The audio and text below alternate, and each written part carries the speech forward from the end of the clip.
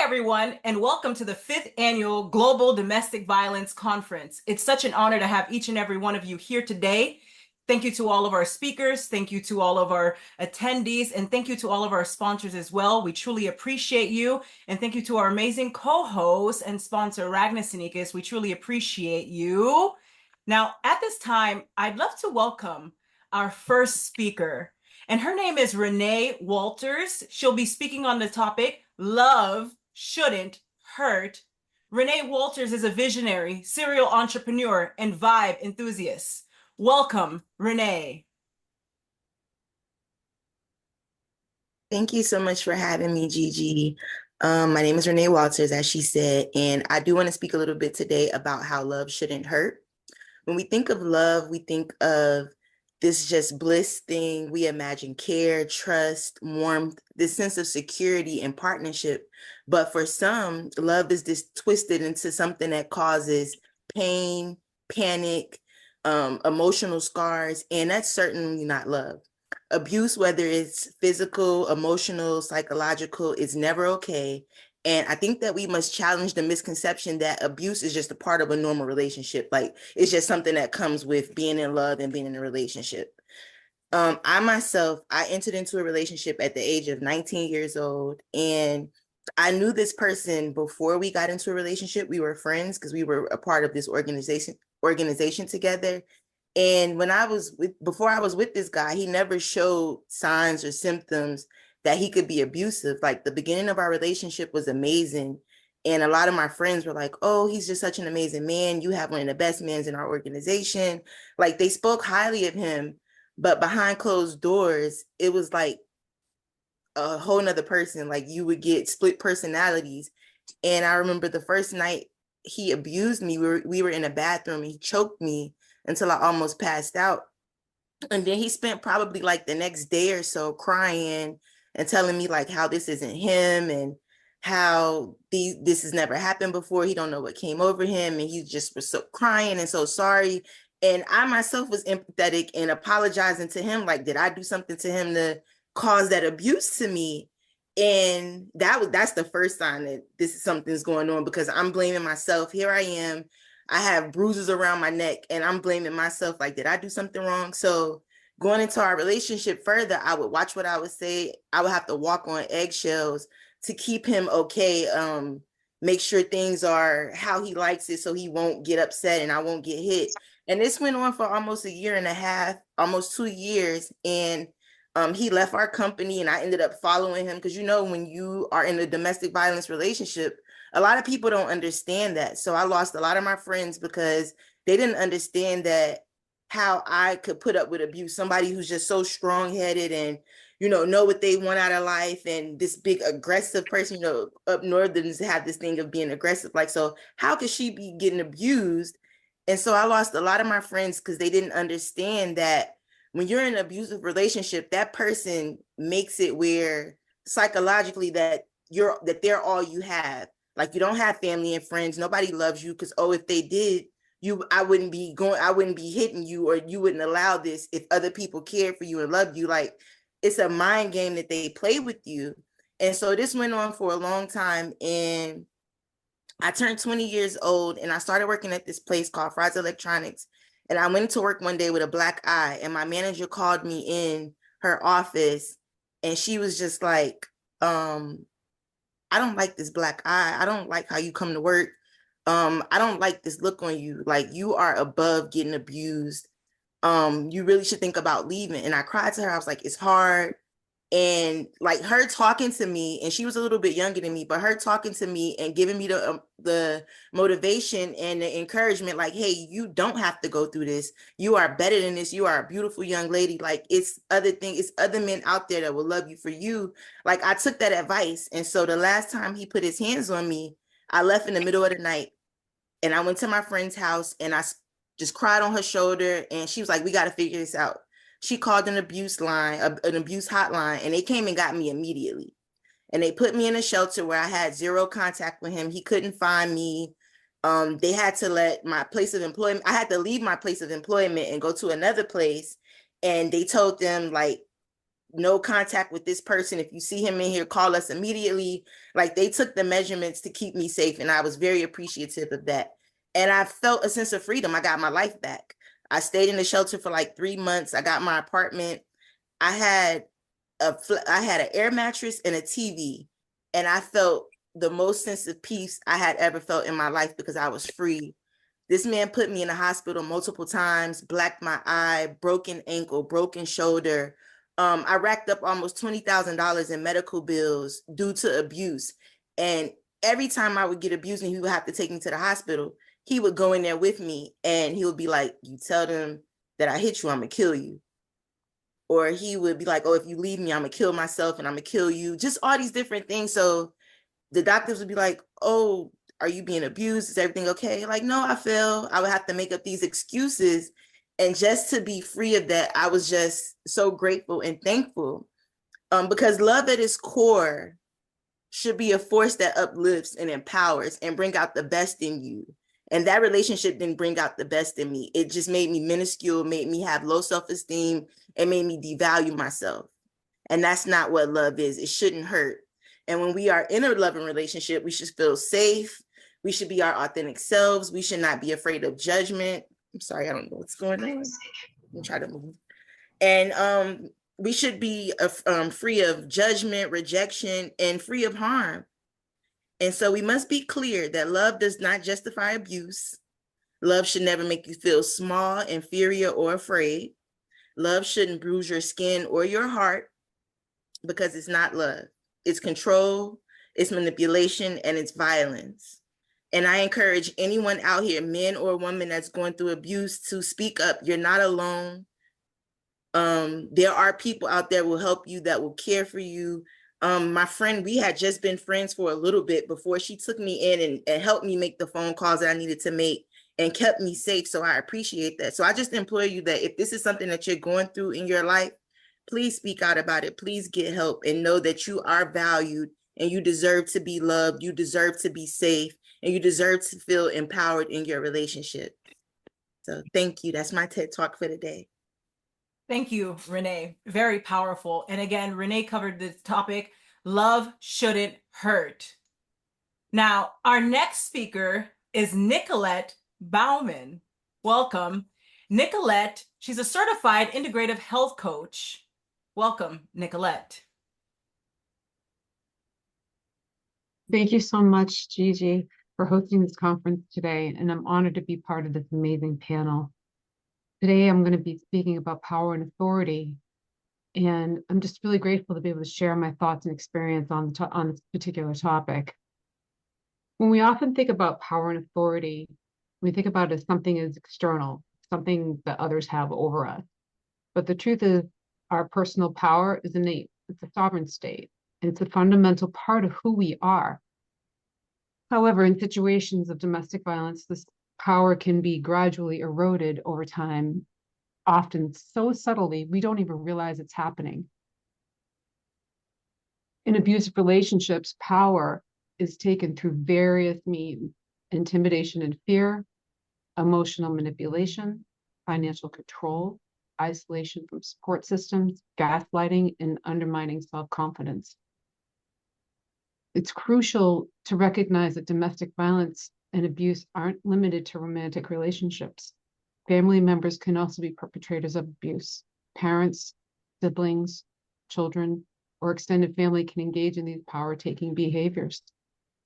And this familiar abuse can be particularly challenging to recognize and address due to the complex emotions and societal expectations surrounding the family relationships. It's so intense when it has to do with the family. I lived with somebody that was abusive to me, and it wasn't physical, it was mental, it was emotional. I was either ignored or I was verbally shamed and talked to and yelled at. And that really affects your power of who you believe you are and authority over your own space and your living situation. And these tactics that are used, whether it's used by a partner or a family member, it's literally designed to chip away at your self-esteem, independence, and your sense of personal authority. And the abuser's goal is to create a dependence that gives them complete control. And I totally understand that and live that, because I was in such a situation. I had such low self-esteem that I literally was like to my boyfriend at that time, like, here, just do with me what you want. I literally gave away my power and authority to somebody. And that's something that's really, really important, because I think it's overlooked that in many cases, we inadvertently give up our power to someone else, whether it's the partner or the family member. And it's not about blame. It's about understanding. Often this surrender of power happens gradually, almost imperceptibly. It's so sneaky. And we do it out of love or hoping to please our partner or family member. We might do it out of fear or trying to keep the peace, doing the people pleasing thing. We might do it out of a misguided belief that this is what relationships or family dynamics actually are about or require within them to keep them going. We may start compromising on the small things, our opinions, our preferences, our time. And then before we know it, we've handed over all the major control decisions of our life, our self-worth, and our very identity. And it's a slippery slope, and it's how many of us find ourselves trapped in the cycle of abuse, whether a romantic relationship or a family setting. Recognizing this again, it's like I said, it's not about self-blame. It's about self-empowerment, and understanding that once we gave away our power means we can also take it back. It means we have the power within us because it's always been within us. It's ours to begin with. So how do we reclaim it? This is the interesting part. First, we recognize that you have an inherent worth and right. No one has the authority to take that from you. And understanding that your abuser's actions stem from their own weaknesses can be a very powerful realization. And the second is to start small. Start making decisions for yourself, even tiny ones. What to eat, what to wear, these seemingly little choices that we make every single day of our lives are actually powerful acts of self-assertion. The third is definitely to seek support, confide in trusted friends, family, and professionals. There are organizations dedicated to helping survivors of domestic violence, and remembering to ask for help is not a weakness. It's actually an incredible act of courage and self-empowerment. I had to do that myself. I had to stand up for myself. I went to a domestic violence advocate. I spoke about it in the newspapers. I spoke about it on TV because I knew that there are other women that were like me, that were going through the exact same thing. And fourth is educating yourself. Understanding the dynamics of abuse can be so eye-opening and empowering. Knowledge truly is power. And the fifth, one of the things that I so encourage everyone to do, whether you're in this situation or not, is focus on self-care and self-compassion. Treat yourself with the kindness and respect you deserve. This is going to help you rebuild your self-esteem and personal strength, because myself, I used to beat myself up over and over and over again, saying what a loser I was, put myself on, why am I with this guy? I'm with this guy, I'm stuck here, I can't go anywhere, I can't do this, I can't do that, and realizing that was not a truth. Once I stopped abusing myself with my own words and started loving myself, that's when things really started to change. And that's where this comes in. Boundaries, starting to say no to what you don't want to experience, and yes to what you do want to experience. And it definitely may feel uncomfortable at first, but it's a crucial step in reclaiming your authority. You are the master of you. You are the one that's in control and can make the changes. You are so powerful beyond all measure and belief. And it's remember to reclaim your power as a process. It takes time, it takes patience, and often professional support. But with each step, you're rebuilding your sense of self, your autonomy, and your right to live from fear and control. I stand before you, or sit before you, I should say, today, not just as a speaker, but as someone who has walked this path. I've experienced the pain and struggle of domestic violence firsthand. There were times when I felt powerless, trapped, and afraid, but I'm here to tell you that change is possible. I went from a situation with my son's father punching me, kneeing me in the stomach when I was 5 months pregnant, pushing me around, keeping me outside in my bare feet, and I'm freezing in the cold. These are the types of things that I had happening in my life. But today, it is no longer like that. I'm proud to say that I definitely overcame that chapter in my life. Thank goodness for that. I'm so grateful. It wasn't easy. I had support, I had definite determination, and I did a lot of self-work, and I found my way out.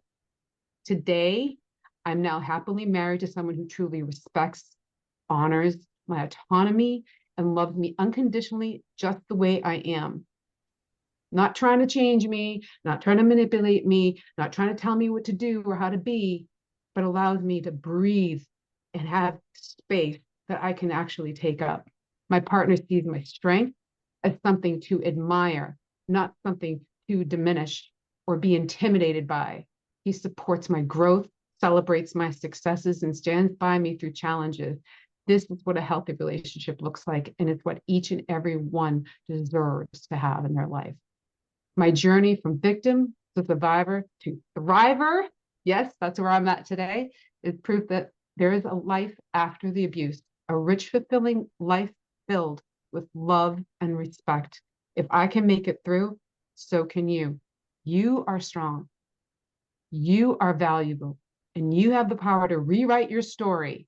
Your journey to reclaim your power starts now with the recognition that you and only you have the ultimate authority over your life. The very strength that intimidates your abuser is the strength that will set you free and lead you to the love and respect you truly deserve from yourself and others.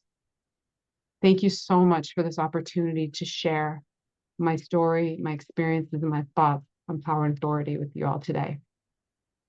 Back to you, Gigi. Thank you so much, Nicolette, and such a powerful topic you covered today, power and authority. I love it. Now, we did receive some comments in here as well. And the first comment says, treat yourself with the kindness and respect you deserve. Next comment, self-talk is key. And also here, there is a happy life after the abuse. And another individual says, this is amazing. And it says, amazing, Nicolette. Thank you. Thank you, Nicolette. Now, our next speaker is Paul McFarland. And Paul will be covering the topic, release the violence inside first. Now, Paul is a business strategist. Welcome, Paul.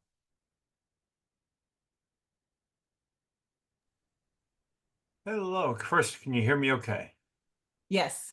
All right. Well, first, I just want to acknowledge the fact that there are not nearly enough men on this call. In this society, look at the things that women are given the responsibility for. Oh, a single mother. Why isn't it a fatherless child? Why is the emphasis always on the woman who gets pregnant instead of the man? A man can impregnate many women every day, and a woman gets pregnant maybe once a month. I'm sorry about that. So I care about this. And what is my experience? Years ago, I did volunteer work with an organization in my home city that worked with violent men, teaching them safety plans, holding them till they cried, understanding why they felt so weak and so powerless and why they felt they had to do this. You know, these were criminals that we spent time with, violent, nasty people.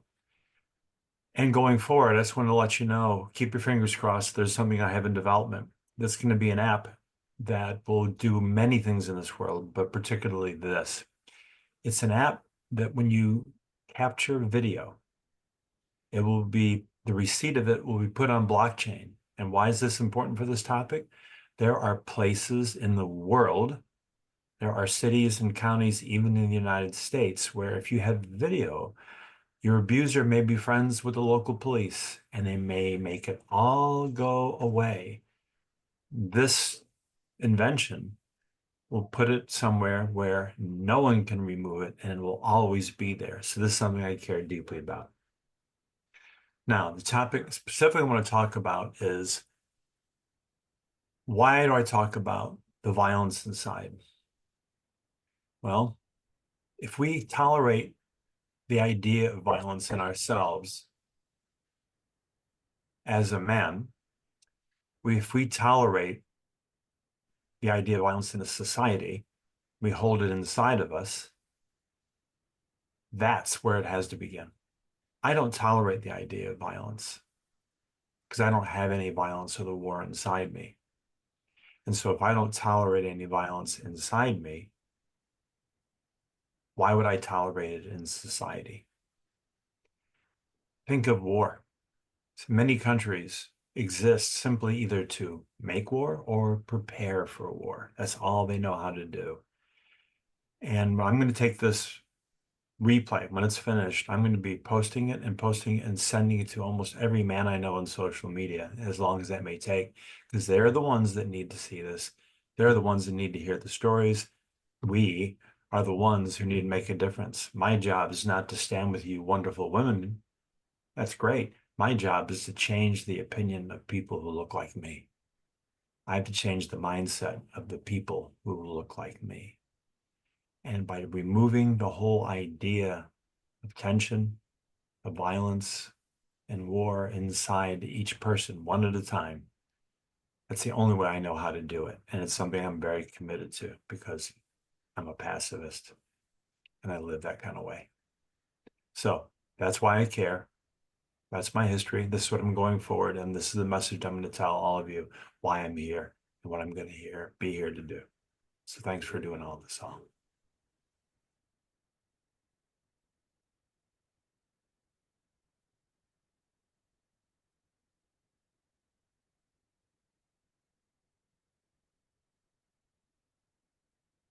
Thank you so much, Paul.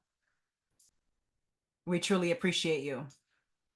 Now, our next speaker is Michelle Quick. Michelle Quick is an award-winning coach for the coaches. Welcome, Michelle.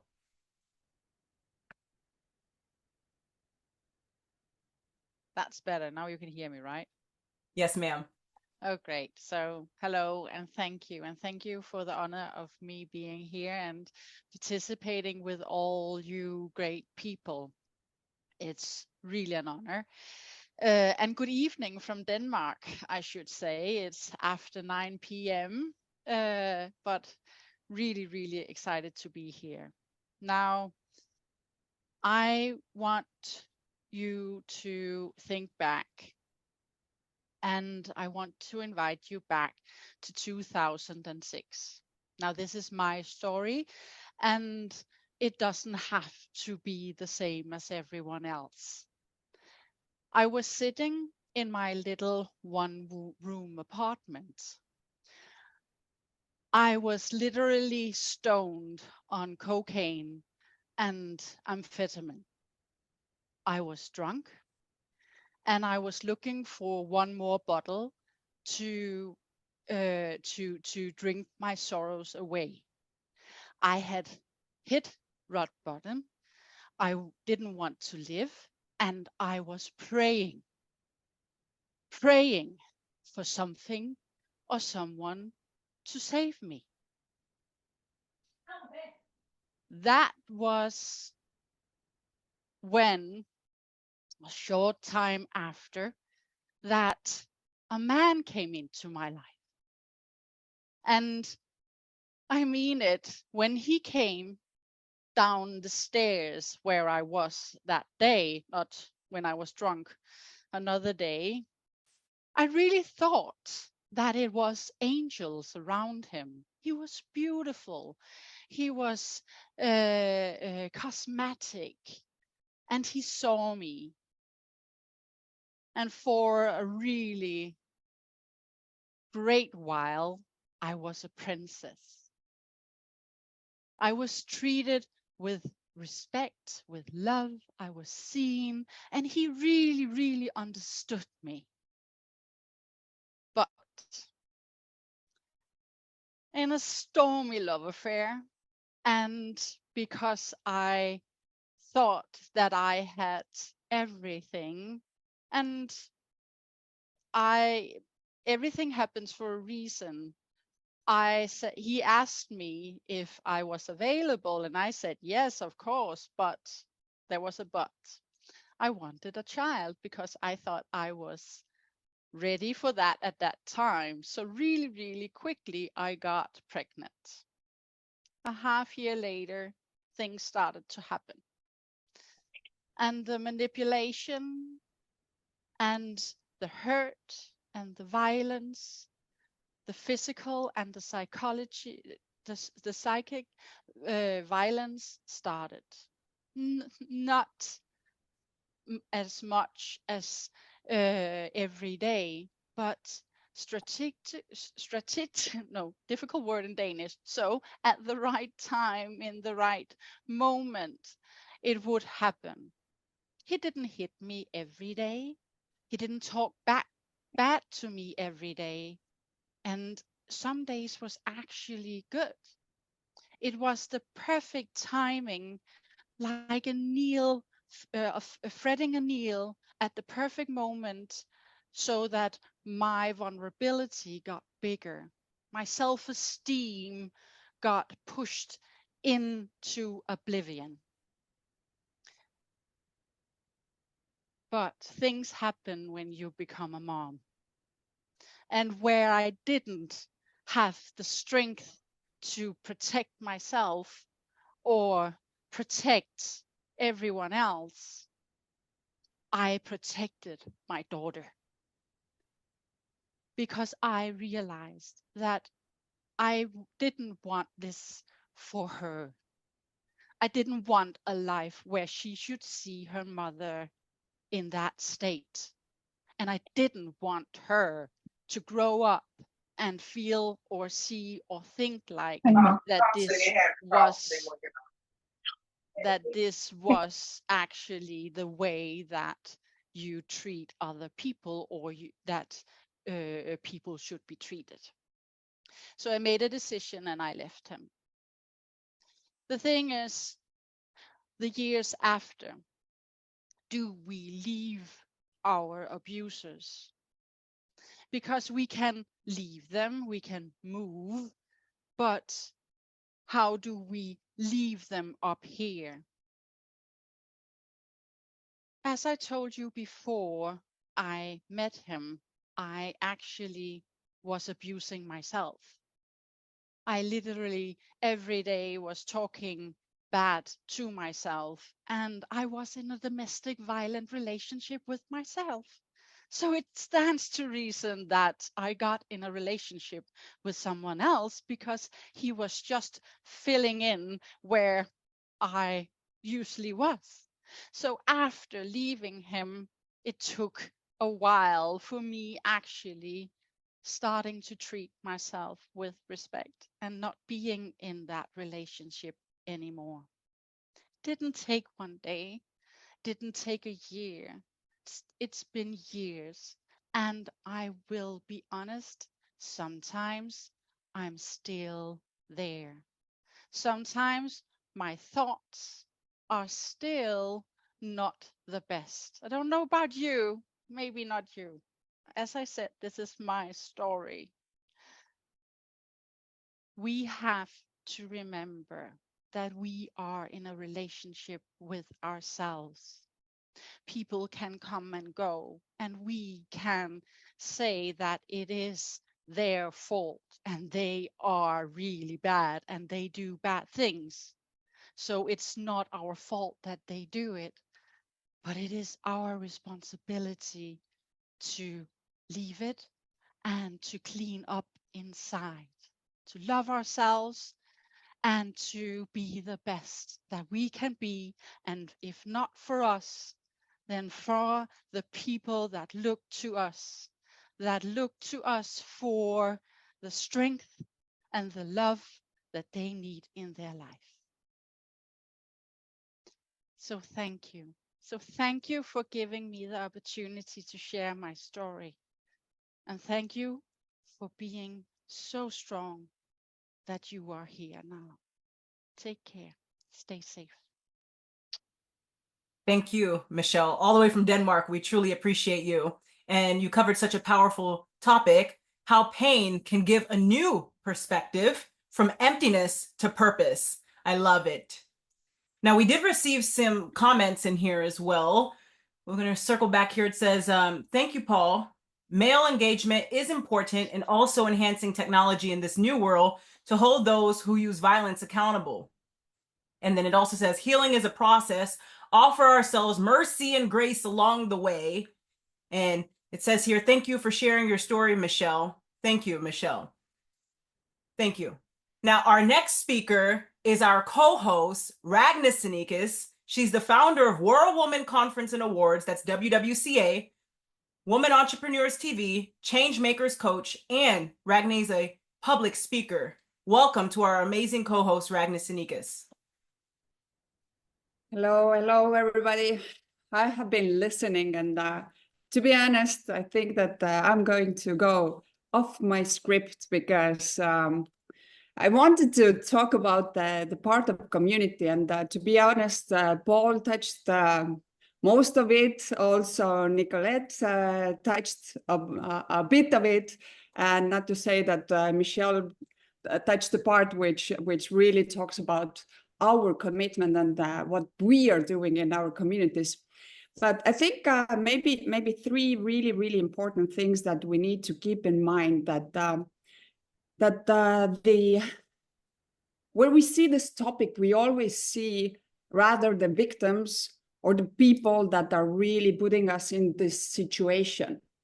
And instead of looking inside of us and asking, hey, if I know that this was happening, what was my part in this? What did I do? Did I act it somehow, or was I too afraid to even open my eyes and turn and ask, hey, do you need help? What can I do? So mostly out of fear, maybe out of seeing so much in our digital era, the things going on, and we just don't have the sensibility anymore.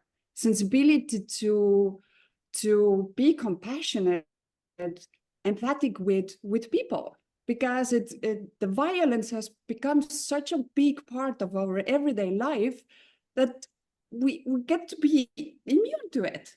And if it doesn't really happen really close, then it's like, well, maybe it's none of my business.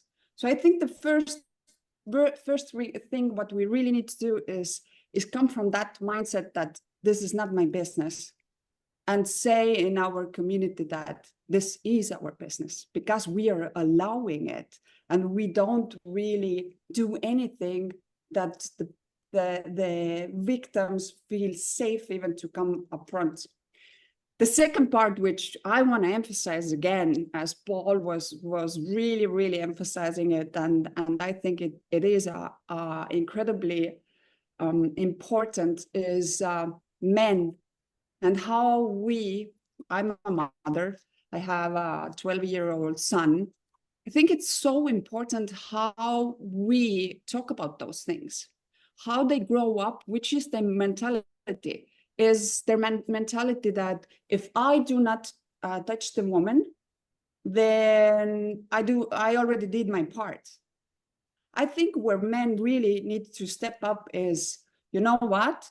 If you see that, or if you hear about it, then you take the courage and go and talk with your coworker or with your friend or with your neighbor, and really ask what is going on, and come and bring also, like Paul mentioned, just share the mindset that this is not acceptable in any of our communities. But until we do not start this from the houses, especially as being a parent, then it's really hard to change that type of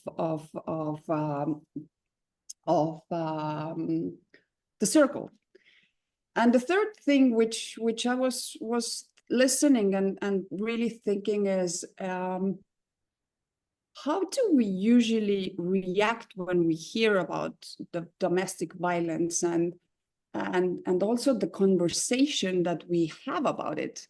Usually it's more like a hushed way that let's keep it quiet, or let's not, maybe even not talk about it. So I think that the third thing is really changing our conversations. How do we speak about it? And also inviting people to advocate more, to educate yourself more, in order to see what is going on and to see the red flags of domestic violence. And as mentioned, there is so many different styles, or not styles, but so many different ways of how the domestic violence is delivered, whether it's physical, emotional, or even financial.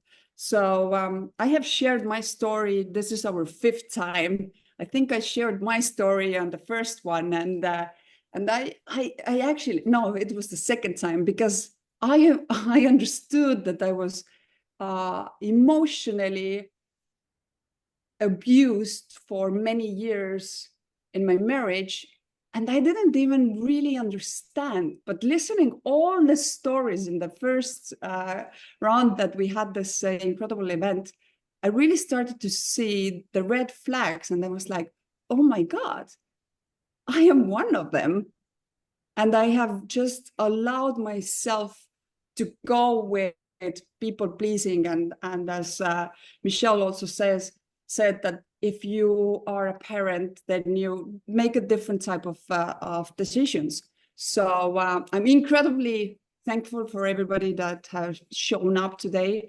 I want to thank you, Gigi, specifically, because you are a true trooper. You don't give up and keep on going with those events. But thank you for sharing your story, because I think that this really has the power to change someone else's life. I think that the advocacy that, especially involving men, is really, really important. And I think also you as advocate and educator in those topics, just let's try to be more open about it. Let's try to reach more people and not to turn away when things are happening. So just to know where to educate yourself, how to reach the resources needed, and as the first speaker said, that it's really truly important to know where to get help, because there is the whole system is available, but most of the people do not even know where to start. So thank you very much for having me today, and as a co-host, I incredibly thank everybody for investing the time to do this. Thank you. Thank you, Ragni. Such an inspirational talk. We truly appreciate you. Now, we do have some more comments that came in here. It says, and circling back here, it says, thank you, Michelle. It's so hard to deal with the triggers of the past. Loving myself has been very difficult. My wife often says she has made to love me because I have that difficulty. The next comment says, thank you, Michelle, for honest sharing, and thank you for putting your daughter first. And the next one here, bystander behavior. Good point, Ragni. And then here it says, turn a bright light on this. No more hiding in the shadows. And then here it says, thank you, Ragni. And also gaslighting, fear, and violence can go together with the domestic violence. And this could be a generational repeat. Very true. Thank you. Now, our next speaker is Deja here. She's speaking on the topic, Breaking the Silence, her journey to freedom. Deja is a Hawaii-born entrepreneur who has overcome significant challenges in her life, including surviving cancer and domestic violence. Welcome, Deja. Aloha, everyone. I'm Deja Marie, and I am a survivor of domestic violence. And when I say domestic violence, the last thing he ever did to me was stab me and leave me for dead. When I first met this man, I was divorced. I had 3 beautiful adult children. I had a granddaughter. And growing up, my mom didn't hit my dad. My grandpa didn't hit my grandma, or vice versa. So I really was clueless when it came to domestic violence. My first marriage, there was no violence. We just didn't get along. So I met Mr. Right, and the first thing he did was use what I was passionate about, and that was rescuing dogs to reel me in. I fell in love. He did everything correctly until I said something that he didn't like, until he realized that I was a college graduate and he wasn't. To make a long story short, everything that I was made up of, and I was a volunteer in the community, award-winning makeup artist for MAC Cosmetics, a 13-year veteran of the Department of Education, he took away. He took me away from my children because I did not want them to see me with black eyes. And it all started with me one day not agreeing with him, and I woke up in a pool of blood. He told me he'd never do it again. It repeatedly happened until one day I decided that this is not right. I need to get away. I left the island I live on, went to another island, and he followed. So I thought maybe this was meant to be. We gave him another chance. This man broke my nasal cavity, my eye socket, multiple ribs. And I told myself, why am I allowing him to do this? I don't deserve this. I prayed and prayed. And finally, I decided that it's only me. I have to do something. I don't want my daughters to ever go through this. I don't want anybody else to go through this. And I didn't tell anybody. I didn't have social media. He took that away. So one day, I told somebody, a mutual acquaintance, and they kept me.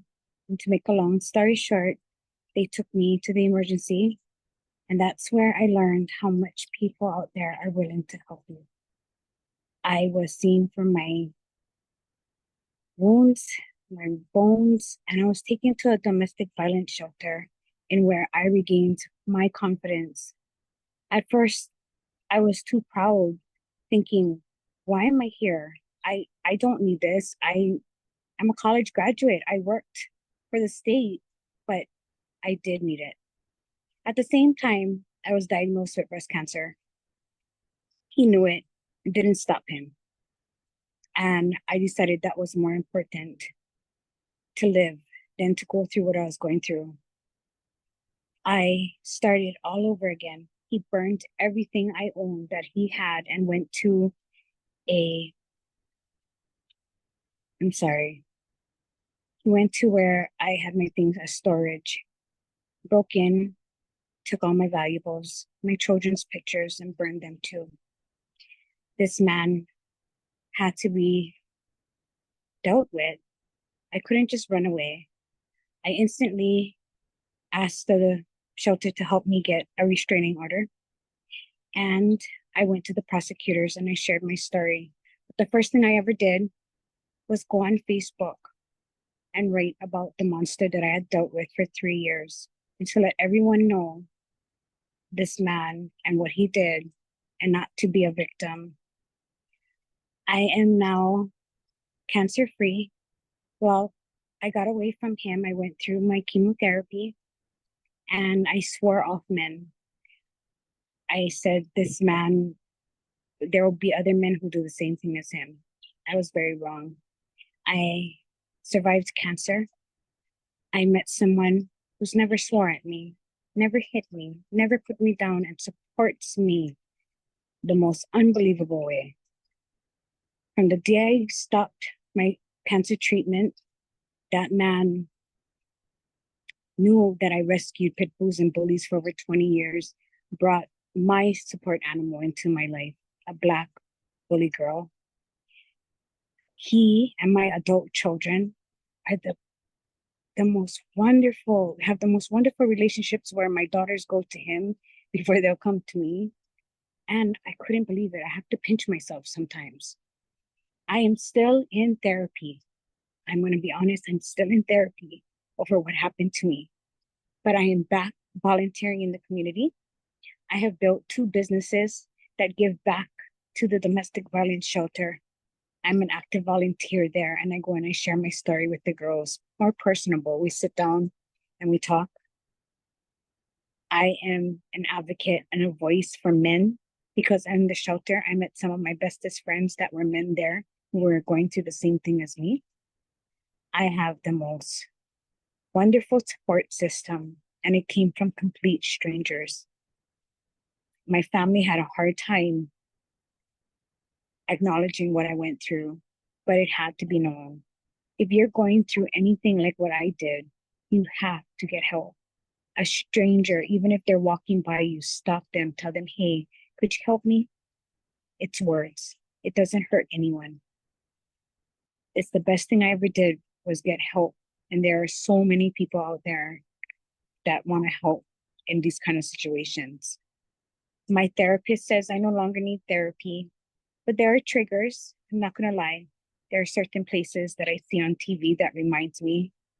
And my abuser, I've never seen since. He did go to prison, and I don't wish any bad upon him.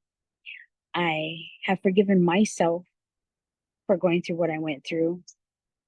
And for the past 5.5 years, I've been domestic violence free and thriving. It's a very hard subject to speak about, but the more I speak about it at these kind of conferences, the better I feel about what I went through, knowing that I'm helping others. With that, that's my story. Aloha from Hawaii, and thank you, Gigi.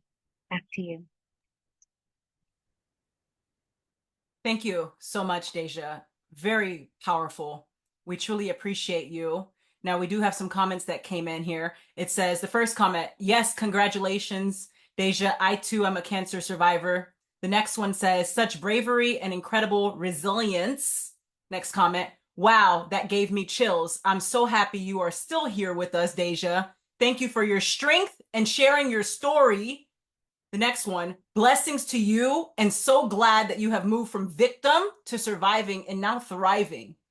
And this individual provided this National Domestic Violence Hotline. That's 1-800-799-SAFE 7233.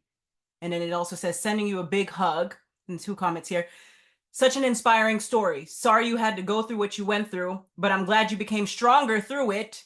Glad you got the help you needed to get away from your abuser. And the next comment, yes, Deja, thank you for sharing. Sending you so much healing, heart energy, love, and support. Blessings.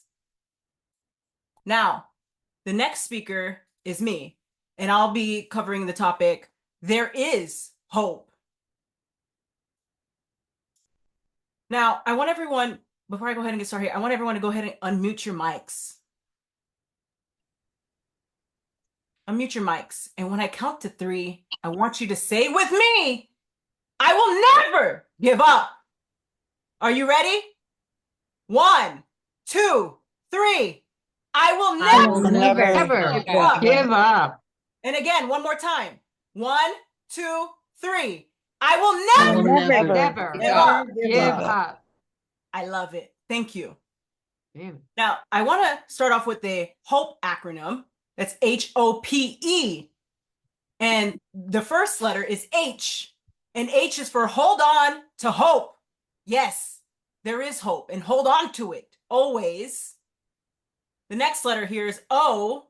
And why? Because you are outstanding, no matter what challenges you've been through in your life. Yes, you are outstanding.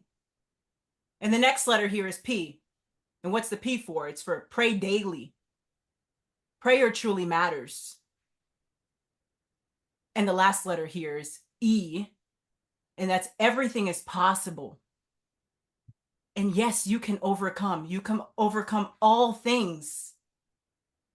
Hold on to hope. Now, essentially, a few years ago, I almost lost my life, death by strangulation in a domestic violence relationship. And I'll never forget, I was beaten and I was strangled and never saw that coming. And for me, it has transformed my life. And if you are going through the same thing, I want to tell you that there is a light at the end of the tunnel and you can overcome. Again, there is hope and you're not alone. One of my favorite verses is Joshua 1:9. It states, haven't I commanded you to be strong and courageous? Do not be afraid or discouraged, for your Lord your God is with you wherever you go. Oftentimes I hear folks say, well, I feel like I'm by myself, or I went through this challenge and I'm by myself and this is it. No, it's not it. There is hope and you're not alone. Keep the faith, hold on to hope. And we stand with you. Again, you are not alone. And now I want to talk about some important factors as it relates to domestic violence. And I want to share with you all that domestic violence, again, it does not just happen to women, it also happens to men. And we've heard from a gentleman today as well. We've heard from Paul. We were going to hear from another gentleman as well later on during this meeting, this conference, and that's John Stutz. And we appreciate you for coming forward, such brave souls for coming forward. Oftentimes we hear folks say, well, I can't share my story because I'm a gentleman. Yes, you can. You matter. Your voice matters. Whether you're a woman or a man, you matter, or however you identify, you matter. Your voice matters, and you're not alone. And now domestic violence, there's so many factors. And I know, Ragni, we've covered this in the previous conferences as well. That's the 4th, 3rd, and 2nd and 1st annual conference. And we talked about how domestic violence is not just physical, that it's also emotional. There's also financial abuse. I know some of our speakers earlier covered the other factors as well. And we're going to hear from other speakers as well who are going to cover more factors as it relates to domestic violence. And why are we covering all those factors? Because all of them truly matter. And also, we also have to cover the narcissistic character trait. And once you understand what the narcissistic character trait is, then you can be aware of what to avoid, because it's so important for your safety. And so if you are in a domestic violence relationship, again, it is a dangerous situation that you're in. And I love how someone earlier shared the National Domestic Violence Hotline. Thank you for that. Again, that's 1-800-799-SAFE-7233. Thank you. And I want you all to remember, again, to keep the faith. You are not alone. Faith truly matters. And also, I want to talk about forgiveness. Yes, forgiveness. You forgive, and so you can move forward. Forgive. That way you can go ahead and move on with your life, but not just that, so that you're not bringing what happened in the past, in the present moment, and letting it weigh you down. And what I mean by that is letting it consume you to where you can no longer function, and where you feel depressed or you have anxiety. Again, you're not alone. You do not have to stay stuck. You can get unstuck. And how do I know that? Because I've seen it over and over again. It is possible. You can overcome. If you're listening to this message today, I believe in you, and I truly believe that you can overcome. And I want to leave you with a quote in regards to a lesson here. Leave the past in the past and take the lesson with you. Yes. Take the lesson with you. Why on earth am I saying to take the lesson with you? Because if you don't take the lesson with you, what's going to happen is going to repeat itself over and over and over again until you take the lesson with you. So just do it the first time and you don't have to do it again. And then always remember joy in the journey of life. Although you may go through these challenges, whether it be domestic violence, whatever it may be, someone earlier said cancer, or another challenge, whatever it may be, remember, there is hope. And you, yes, you can find joy in this journey that we call life. And if you're a believer, remember, the Bible says, Father, please forgive them, for they do not know what they are doing. And thank you all so much. I truly appreciate each and every one of you. Again, that was There Is Hope. And why did I talk about there is hope? Because there truly is hope. And again, I believe you can overcome.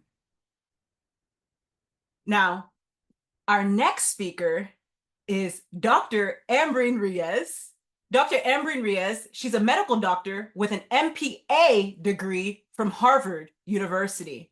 Welcome, Dr. Ambreen. Oh, you're muted, my friend. Yes, I'm unmuted now. Yes, Thank ma'am. you, Gigi. It's a pleasure and honor to be here. Hi, everyone. My name is Dr. Riaz. I am a primary care physician and an MPA from Harvard University. I'm also the Edward S. Mason Fellow of Public Policy. I will be talking about the trauma-informed care. Gigi, can you see that? Yes, ma'am. We can see it. Right. It's really important to understand why we need trauma-informed care, because a lot of times when survivors of domestic abuse and violence or sexual trauma go to an ER or they see physicians or healthcare practitioners, a lot of practitioners don't know how to treat them with compassion and empathy, or how to just take consent, and that re-traumatizes the patients. So it's really important, and I've been spreading this awareness amongst the healthcare practitioners to know what trauma-informed care is, how do we practice it, and moving forward, how do we implement it in the healthcare systems. So first of all, this is the agenda. I'll be speaking about the trauma-informed care, just giving you a brief outline, defining the trauma-informed care is, the principles that are used in the medical community, the need for trauma-informed care, and the best practices there are. I'll also touch briefly on the legal frameworks and why it really matters. So the trauma-informed care in medical setting is basically, it's not just a trend, it is a necessary approach to treating patients with compassion and understanding that they deserve empathy when they're sharing their stories and they're sharing their medical histories. Today, a lot of practitioners are unaware of that. And so when they're dealing with patients, for instance, OBGYNs, a lot of them do not know that if a patient has a history of, let's say, sexual abuse or trauma, or has a history of domestic violence, they might be going through PTSD, and hence anything can trigger that PTSD, leading to full-blown psychosis or some form of, mental health breakdown. So it's really important for clinicians, for healthcare practitioners to know that in clinical environments, we need to focus on survivors of domestic abuse and to provide the best quality care. Now, defining trauma-informed care, it's an approach that recognizes widespread impact of trauma and understands the potential paths for recovery. And by that, I mean, we have 6 basic, what we define as rules or the outlines for principles of trauma-informed care, which includes safety, trustworthiness, and transparency, peer support, collaboration, empowerment, voice, choice, and cultural and historical gender issues. These are all part of what we defined as SAMHSA or SAMHSA. And these are all part of the trauma-informed care. And there's a manual for that. I won't go into details, but I can always leave resources for people who are interested in learning more. The reason is that it not only benefits the patient, but it's also really good for the healthcare groups, because from what I've seen and in my practice and doing consultancy work for a lot of healthcare providers, it is seen that there's a 25% increase in patient satisfaction whenever some of these policies are implemented. So like I mentioned, these are some of the, it's an outline of the 6 principles of trauma-informed care. We need the safety, we need the patient to feel really safe. I think that is the hallmark of trauma-informed care. We want survivors of domestic abuse to feel heard, seen, especially when they're receiving specialized care. Now, why do we need that? 1 in 3 women and 1 in 4 women have experienced some sort of violence. As I mentioned before, these are world statistics. 1 in 5 women and 1 in 38 men have completed or attempted rape in their lifetime. These are PTSD scenarios that we need to stay abreast with, because they can then hamper our ability to deliver best care healthcare practices to our patients. Now, how do we create an environment where the patients feel safe? We have to, first of all, have some sort of, a program where we can bring all the healthcare practitioners on board. For me personally, I like to have a conversation and a small workshop with the nurse practitioners as well as physician assistants to know that if the patient does say that they have a history of trauma, a lot of patients are very reticent to come forward and actually admit that they have been through a situation. But it's all about creating that trust, creating that safe environment.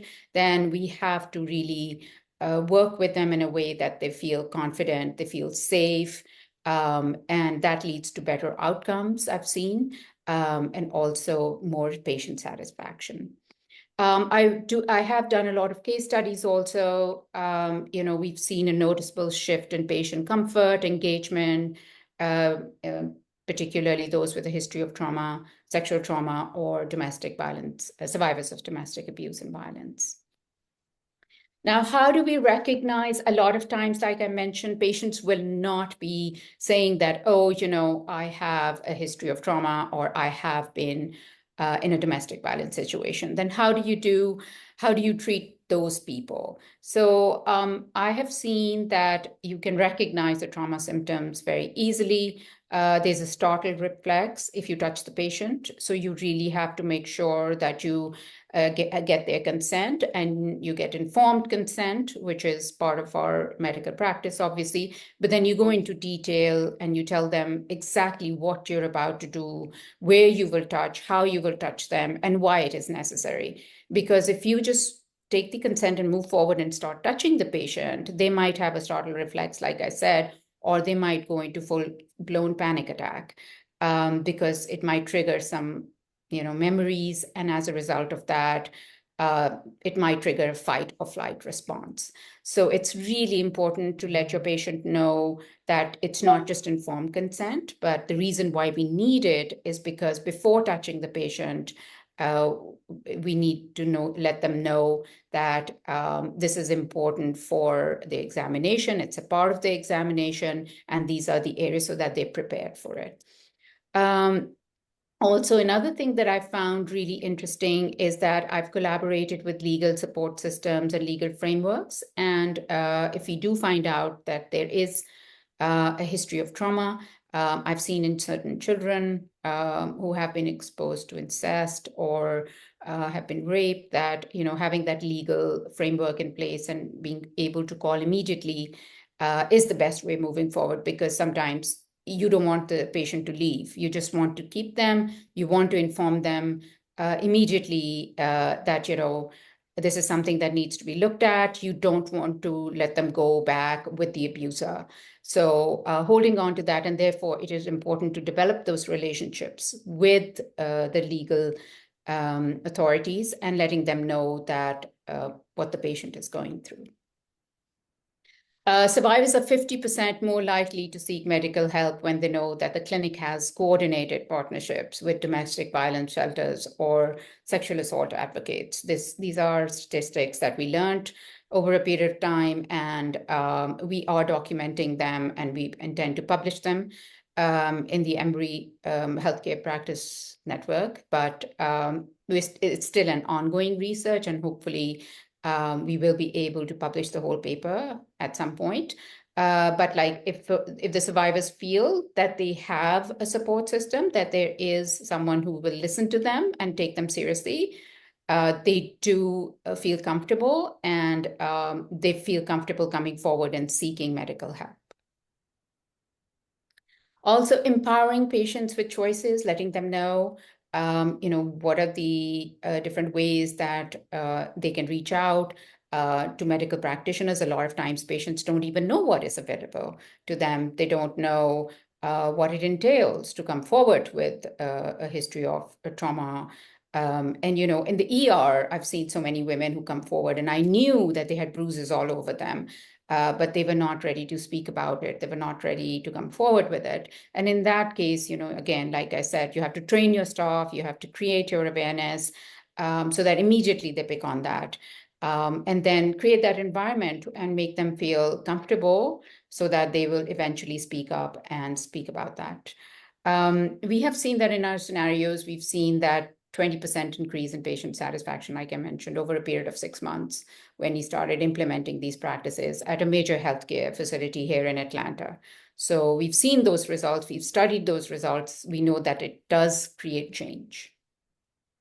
Legal support and systems that I said are really important. Having a legal framework integration, as I mentioned earlier, knowing the legal requirements of the state, at least here in the United States, we have different legal requirements and legalities for each state. So, knowing the Georgia framework, knowing and understanding each state's legal framework and immediately being able to reach out to them for support is really important. Clinics with formal agreements and support services have a 35% reduction in hospital readmission for trauma survivors because we create interventions early, and that is the key. You create an intervention early on, you make the patient feel comfortable, you pull them out of the situation, and that leads to about 35% reduction in readmissions. Less likely to come back with broken bones, less likely to come back with more trauma, and we can prevent readmissions. So this is why it matters. Incorporating that trauma-informed care is not only beneficial for the patient, but it is beneficial on so many other ends for the payers, providers, and everyone else involved in the healthcare. It is extremely important. The reason why I wanted to say anybody else who knows or familiar with healthcare systems can reach out to me. I also conduct workshops, and also just letting the survivors and those who are exposed to domestic violence and abuse know that there's always help available, and that we're not, the practitioners, physicians, clinicians are not very separated from this issue. We know exactly what your needs are, and we know how to fulfill them. So that's about it. Thank you so much. Thank you, Dr. Ambreen. We truly appreciate you. And you covered such a powerful topic as well. That's trauma-informed care, best practices and implementation, discussing how to integrate trauma-informed care principles into support services and legal frameworks. Very powerful. And then we also received some comments here. And the first one, it says, circling back here, it says, hope. Next one says, amen, you matter. Next one, leave the past in the past and take the lesson with you. Next comment, hope, forgiveness, and joy. And the next one here, yes, hope, love, forgiveness of self and others. And the next one here, thanks, Gigi, I feel blessed to listen to you. Next one, trauma-informed response helps survivors to move forward. Next one, sometimes it takes deep, systematic organization and logical expertise in large businesses and communities to dance with legal and bureaucratic concerns. Some people need to see numbers and data. Very true. Most just feel outraged. It takes a village. It takes us all. Excellent information. And lastly, love the presentation. Now, our next speaker is John Stutz. And John will be covering the subject marital domestic violence. John, aka the modern day Noah, is a mechanic, publisher, and professional driver, and he's an aspiring comedian. Welcome, Reverend John. Well, thank you, Gigi. It's a blessing to be here. I'm so happy to see everybody's beautiful faces today. So I'm going to try to sum this up as best as I possibly can. I could go on for hours and hours. I mean, just days, honestly, talking about this because there's so much trauma that goes into marital domestic violence. It is something that happens so much more nowadays than what had occurred, let's say probably 40, 50 years ago. And it's on both sides of the fence. And that's what's just crazy. I look at today's society compared to how things used to be like back in my grandparents' day. Up until my grandmother, who we sadly lost last year, her and my grandpa had spent 70 years with one another. Let me tell you something. They argued, they had their problems, they bickered, But one thing that they never did to each other, they never raised a hand to each other. They never tried to harm each other. And that is something that I unfortunately had went through. See, as a man, we're not as likely to talk about these things. And it's a lot of it has to do with pride. A lot of it has to also do with we feel that no one will listen to us. But, you know, it happens so often, so fast. You know, we don't know whether to make heads or tails of it. You're like, why would the woman who I entrust to be nurturing and be loving to me? Oh, I'm sorry, had an alarm set. My bad, guys. Why would the one that we call ours, that we love so near and dear to our heart, ever want to harm us? Especially, you know, whenever you step in and you take vows in a marriage, that is for the both of you. You both have taken that commitment. You both have stood under God's feet and said, you know, I love this woman, and I love this man, and I'll never do anything to harm them. I will be by their side through sickness and in health. The amount of trauma that can be caused from a domestic violent marriage will continue on to the next. It's sad, but that is exactly what happens. So me and my current wife, we both have been married once before. And all that trauma and that baggage, all of the bad things that had happened in our previous marriages were kind of glued into our heads. You know, it was something that we wouldn't be able to forget. We had to be able to pull ourselves together. Okay, well, you know what? We both have kids. We both are adults. We both have to make better decisions than what we were making before. You know, and that's the saddest part about domestic violence, is that you don't know when it's going to happen, you don't know where it's going to happen, and you don't know why it has happened. All you know is, oh my gosh, this has happened to me.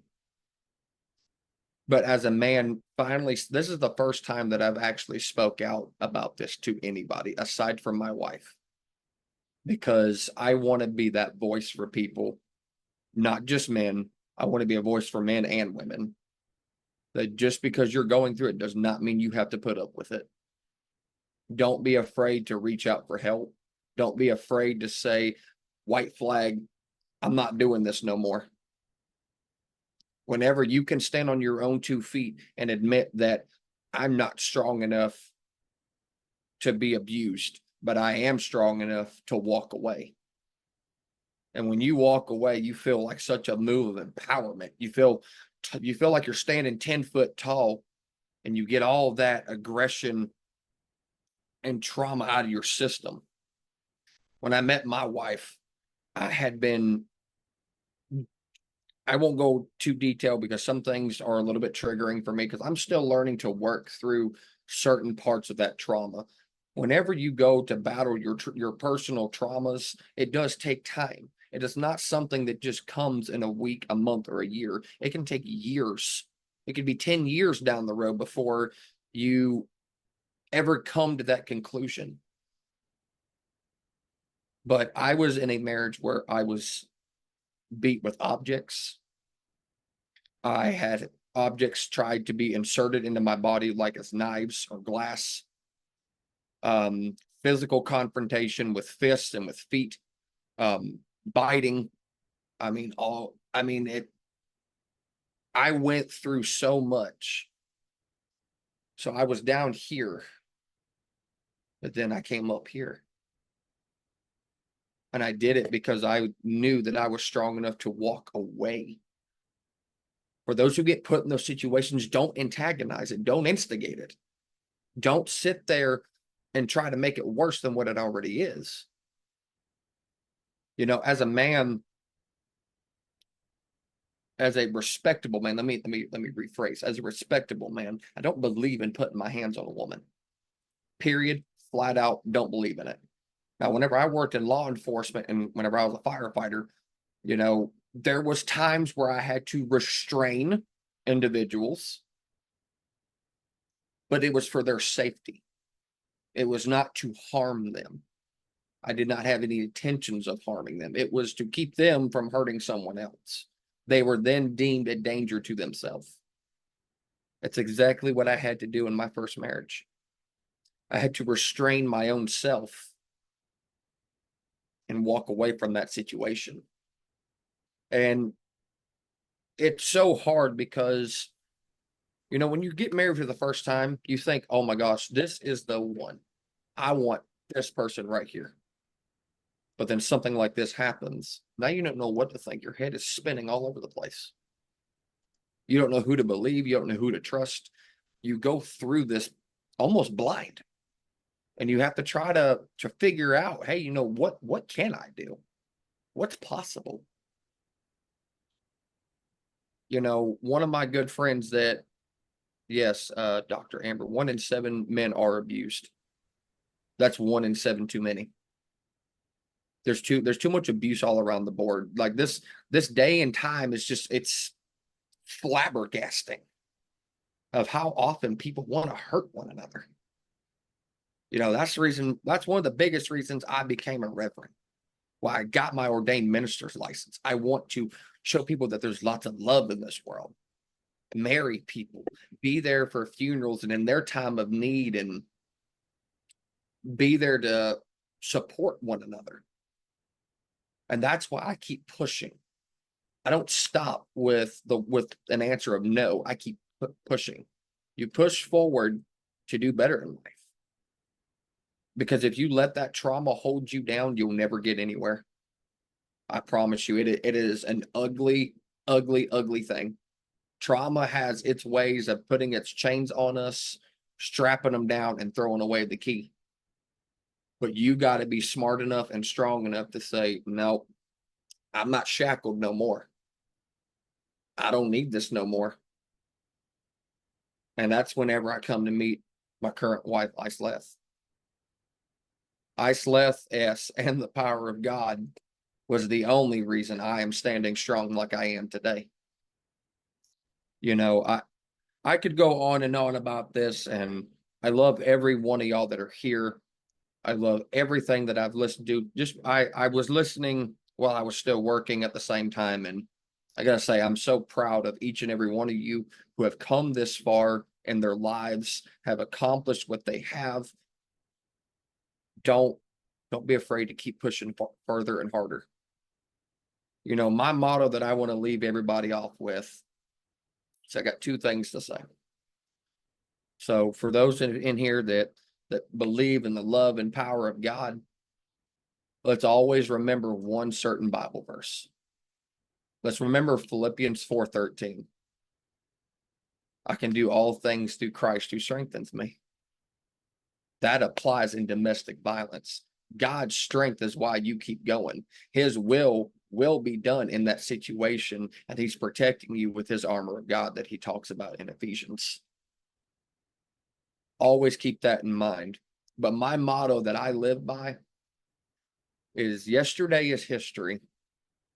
Tomorrow is a mystery. Today is a gift. Learn to leave your history behind you. It's in the it's in your past for a reason. Look forward to the beautiful future that you have coming to you. You have amazing things coming at you. You may not even know what they are. You don't even see where they're coming from, but they're coming in your future. But we have to stay blessed and stay thankful for today. We're alive today. We're well today. We're not in those situations anymore. Nobody can hurt you. Nobody can touch you. The only person that can touch you is God, and that's him reaching his hand out trying to protect you. Everybody needs to remember that. Be thankful and blessed for the day. Because you know what? Things could be a lot worse. You could have very little and still be happy. But life could be a lot worse than what it is. So we always got to remember, count our blessings. So I'm gonna sign this off. I do look forward to seeing more of you. I would love to sit down with more of y'all and maybe we all just get down and have a group session. Y'all have been amazing. Gigi, I love you, friend. It's amazing to see that smile every morning. Thank you guys for your time. Thank you so much, Reverend Stutz. And for those of you who are not aware, what Reverend Stutz is referring to there is the motivational quotes that I do weekly on social media. That's what he's referring to. Thank you, Reverend Stutz. I truly appreciate you. Now, I also want to say that we are proud of you.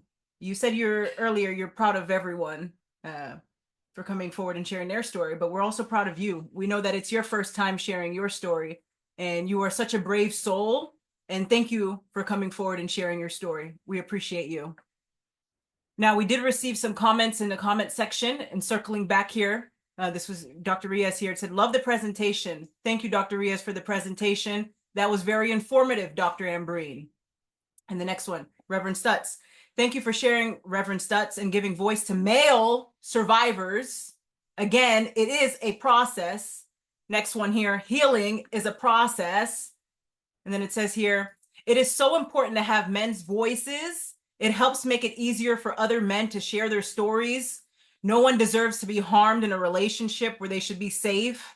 Thank you for sharing your story, John. And it here earlier, 1 in 7 men are abused as well. But God, here it says, also the faith-based community, pastors, ministers, priests, etc., needs to educate their followers about domestic sexual violence. There continues to be a lack of faith-based professionals at the table to provide and encourage advocacy. And it says here, this is as a minister and gender-based violence expert. And amen, Reverend John. Here it says, yesterday is a history, tomorrow is a mystery, and future is a gift. Amen. Thank you, Reverend Stutz. Now, our next speaker is Dr. Amber Lyons. Amber Lyons, that's Dr. Amber Lyons, will be covering the topic, when youth domestic violence and mental health collide.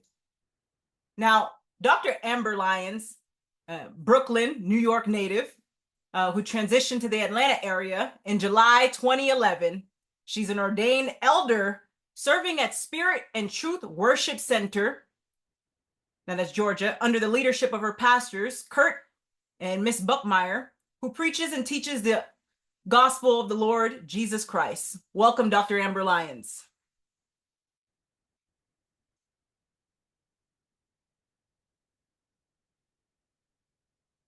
I'm gonna go ahead and unmute you. Good afternoon, good evening, good morning, wherever you are tuning in from the world. Thank you so much, Dr. Gigi. Congratulations, since I've last seen your face on a platform on your doctorate. Congratulations.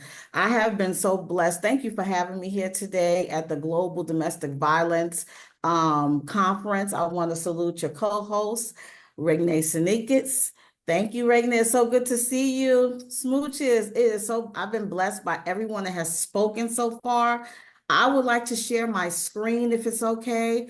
My topic today is when the youth domestic violence and mental health collide. Am I shareable?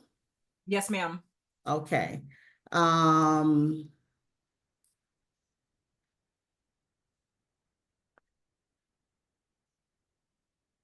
Okay. I thank God for the opportunity to be here. I have some information that I'm sharing instead of just speaking, because I want you to get the gist of everything that I'm saying today in regards to the importance of this topic. And hopefully you can see everything that's on the screen. We are here to talk about when youth domestic violence and mental health collide. So I don't know if you saw what was happening on that first screen, but on that first screen, we had 2 planets that were colliding. We had a purple one and a green one, and I'm representing domestic violence, domestic violence from a youth perspective, as well as mental health from a youth perspective, a youth and young adult perspective. So they're represented in these two planets that were colliding on the first slide. So these two planets have their own domain, and they're not supposed to collide. But when something collides, it's to hit something or each other with a strong force, or to crash together into something. Something comes into conflict or opposition. Now, when you know that when you hear the word collide, it's usually talking about a car accident, and it's never anything good. So when youth domestic violence and mental health collide, it's not anything good. So what is domestic violence in your own words? What would somebody say? We've heard so many things about domestic violence from everyone today. Control, abuse, hurt, harm. Dr. Gigi says she was strangled. I heard one speaker say that she was abusing her own self. Reverend John Stutz just talked about men being abused. There's so many different things. He was being hit by his wife. There's so many different things that come under the topic of domestic violence. And I'm not going to go through all of them right now because we know that I'll be here all day. But domestic violence is a cycle of pattern of violent, aggressive, abusive behavior within the home setting. Sometimes people who are in dating violence get the term domestic violence confused, but domestic violence is a home environment, and dating violence is when you're dating someone. You may not live in the same environment, but you're dating them and you're still under that same umbrella of abuse. So we know it's about one partner or spouse maintaining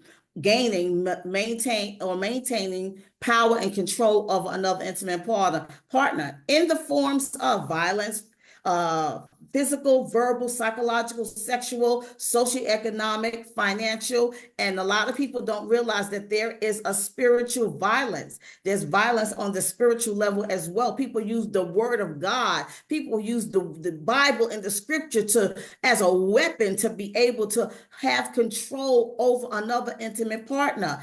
And there's 5 emotional signs of abuse, not just physical. It's not just about the black eye that we see here on the screen. It's not just about somebody, trying to shoot you, or there are things that happen to you emotionally. They are hypercritical or judgmental towards you. They ignore your boundaries and invade your privacy. They're possessive and or controlling. They're manipulative. Okay, people can manipulate you, and they also dismiss you and your feelings. So now what are the ways that mental health is affected when domestic violence, it collides with domestic violence?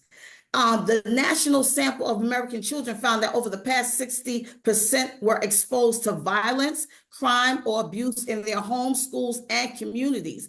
Children's self-esteem is hurt by domestic violence. Okay, it affects them in their activities in school. It affects their grades. Sometimes they have fewer friends because they begin to isolate themselves, and sometimes they begin to get in more trouble. We have to watch these signs and not turn a blind eye when we see young people beginning to develop these different red flags. Okay, they're also, sometimes they have headaches and stomach aches. Don't just think it's just nothing. Investigate what's going on with your young people. Post-traumatic stress disorder, depression, anxiety, substance abuse, and suicidal thoughts. Do you know that suicide is the second leading cause of death for teens and young adults? According to the CDC, did you know that 22% of high school students reported seriously considering suicide? The risk of abused women developing depression and anxiety is also high. Now, listen, there are also the immediate emotional effects of abuse, of isolation, fear, and inability to trust. We have poor mental health and behavioral health outcomes, increased risk and or substance or disorder. Children may have temper tantrums, problems with school. As we already said, they may become aggressive. They may internalize their distress and withdraw from other people. They may have lowered sense of self-worth. Adolescents may feel extreme guilt over not being able to prevent domestic violence in the home. Do you hear this? Children can experience guilt, which affects their mental health because they cannot control or help their child, their parent who's being abused. Now, we know that's the parent's job to protect the child, but these children want to protect the parent. And a lot of times they get in harm's way because they're trying to come in between. This is something that affects their mental health, feeling that they are somehow to blame sometimes for the family's problems. Can you imagine? There's 88% of practitioners that agree that psychological violence can be as or more harmful than physical violence. We just think it's physical. It is not. It is psychological. It's the mind games they play. It affects your heart, your mind, your spirit. The Bible says that who can bear a wounded spirit? Like if your spirit is broken, you wouldn't even be able to live. The Bible says that the power of life and death are in the tongue. So don't tell me that it's just physical. It is verbal abuse as well. Healthy relationships. We heard someone talk about healthy relationships. These are the things that are comprised of healthy relationships: negotiation, patience, compromise, support, honesty, and warmth, individuality, communication, love, cooperation, trust. These are things that when someone is allowing you to be who you are, what are the ways we can help? Cognitive behavioral therapy, CBT, is a type of talk therapy or counseling that may work best for children who have experienced violence or abuse. Okay, this is something that we can do. Listen, whether you do it for a child or youth reveals to you that they're being abused, you may feel not equipped, but think about this. They chose you for a reason. They came to you for a reason. Obviously, there's something in them that they feel safe in you. You may not have all the answers. You may not be able to solve the problem, but you can get resources. You can be a safe space for them. Provide a safe space for them to share. Let them know they've done the right thing telling you. Tell them it's not their fault. Listen to them and understand their needs. Do not push the child for answers. Allow them to share as much as they are comfortable to share with you. From Pain to Purpose Incorporated, I'm the CEO, founder, and the visionary of this organization that was birthed from domestic violence, merging into teen dating violence, and then into a healthy youth program called Healing Pain Through the Arts. Our most recent program over the past couple of years, God gave me Cope to Hope. Under the scripture of that talks about a dream deferred makes the heart sick, but hope deferred, makes the heart sick, but a dream fulfilled is the tree of life. I began to see so many youth and young adults who didn't have hope. They were talking about suicide. They were contemplating these things, talking about being depressed, anxiety, social anxiety. God said, do something, create Cope to Hope. C is check-in creates communications. O is observation opens opportunities. P is provision prepares youth for purpose, and E is eagerness elevates everyone. The suicide number now is 988. So if you know someone that's dealing with suicide or mental health, 988 is the number. We have the domestic violence hotline number that was given earlier. And I just want to leave you with my mantra. My mantra is find what ails you, seek what heals you, forgive what damages you, and embrace what builds you. And also lead with love, because people don't care how much you know until they know how much you care. I want to thank Gigi for this time today, and I welcome you to book and connect with me. I'm on social media, and I would like to ask you to join us tomorrow and wear green for World Mental Health Day. Tomorrow, Thursday, October the 10th. If you wear green, along with From Pain to Purpose and our Cope to Hope program, please take a picture and tag us in it so that we can share your support. Let's stand together and know that our youth and young adults know that we're concerned about the domestic violence and their mental health colliding, and we are here to bring peace and resolution so that they can live a life that God has intended them to live. Thank you so much. Very powerful. Thank you so much, Dr. Amber Lyons. And that's right. Let's stand together. Very powerful statement. Now, we did receive some comments as well here. It says violence is a mental health issue before and after. It's a criminal issue. Next, it says here, so true in regards to what you stated earlier. And then it says here, excellent primary prevention. And then here it says powerful, Amber. And 2 comments left here. Such a powerful presentation. Thank you, Dr. Amber. And lastly, every day should be Mental Health Day. That's right. Thank you, Dr. Amber Lyons. You're welcome.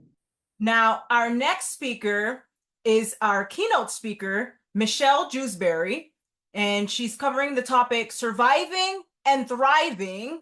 Now, Michelle Jewsbury is a powerhouse advocate, louder, powerhouse advocate for those who have experienced pain and trauma, transforming personal stories into powerful narratives. As the founder and CEO of Unsilenced Voices, Michelle empowers survivors of domestic violence and abuse. Now, Michelle's journey, shaped by her own trauma, has propelled her dedication to positive change. She's a renowned for her expertise in translating adversity into success. Michelle captivates audiences as an internationally recognized speaker, coach, and advocate, and she has been featured in Fox News, KTLA, and NBC News. Welcome, Michelle. Thank you so much, Gigi. I apologize, I'm a little flustered at the moment. I am highly watching all of the news that is going on in Florida at the moment. I live in Tampa, but I am in Las Vegas, so I am safe, but I have friends and family there. So before I get started, I would love for everybody to pray and keep Floridians in your hearts. It is a huge storm coming. What a day to have this rally. And it is all about domestic violence, mental health, advocating against all of these insidious crimes. Now, many of you don't know who I am. I recognize a couple faces, which is really great. But I'm excited to share my story and talk about the resilience of survivors and thrivers, of people who have participated in domestic violence, and what you can do in spite of or because of, and how people can really use their voices to make a difference, because we do not have to stay stuck in our circumstances. We can use our experiences to make a difference. So let me start by telling you guys a little bit about who I am and why I do what I do. A little about me: I grew up in a small town in North Idaho, moved around my whole life. My daddy was in the military. And I remember after graduating high school, I wanted so badly to do something even more with my life, as most of us do graduating high school. That something even more was to move to Hollywood, California and be a movie star. So that's what I did. I packed my bags and I moved to Hollywood, California. And at that time, I was starring in plays and films and doing all this fun stuff that could lead me to stardom. Well, lo and behold, I ended up meeting this blonde-haired, blue-eyed boy who swept me off my feet.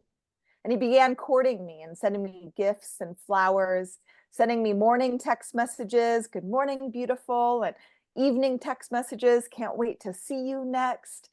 I would show up at home with flowers in front of my house, and he started to charter planes, and we used to fly up north in California and have wine and travel. I didn't want a boyfriend at the time, so I was really hesitant because I wanted to focus on my career. Well, with his pursuit, I was convinced that he was my Prince Charming. Well, about 4 months into our relationship, he had pushed me so hard against the wall that my head went through it. And I remember when this happened, I stumbled forward and looked behind me.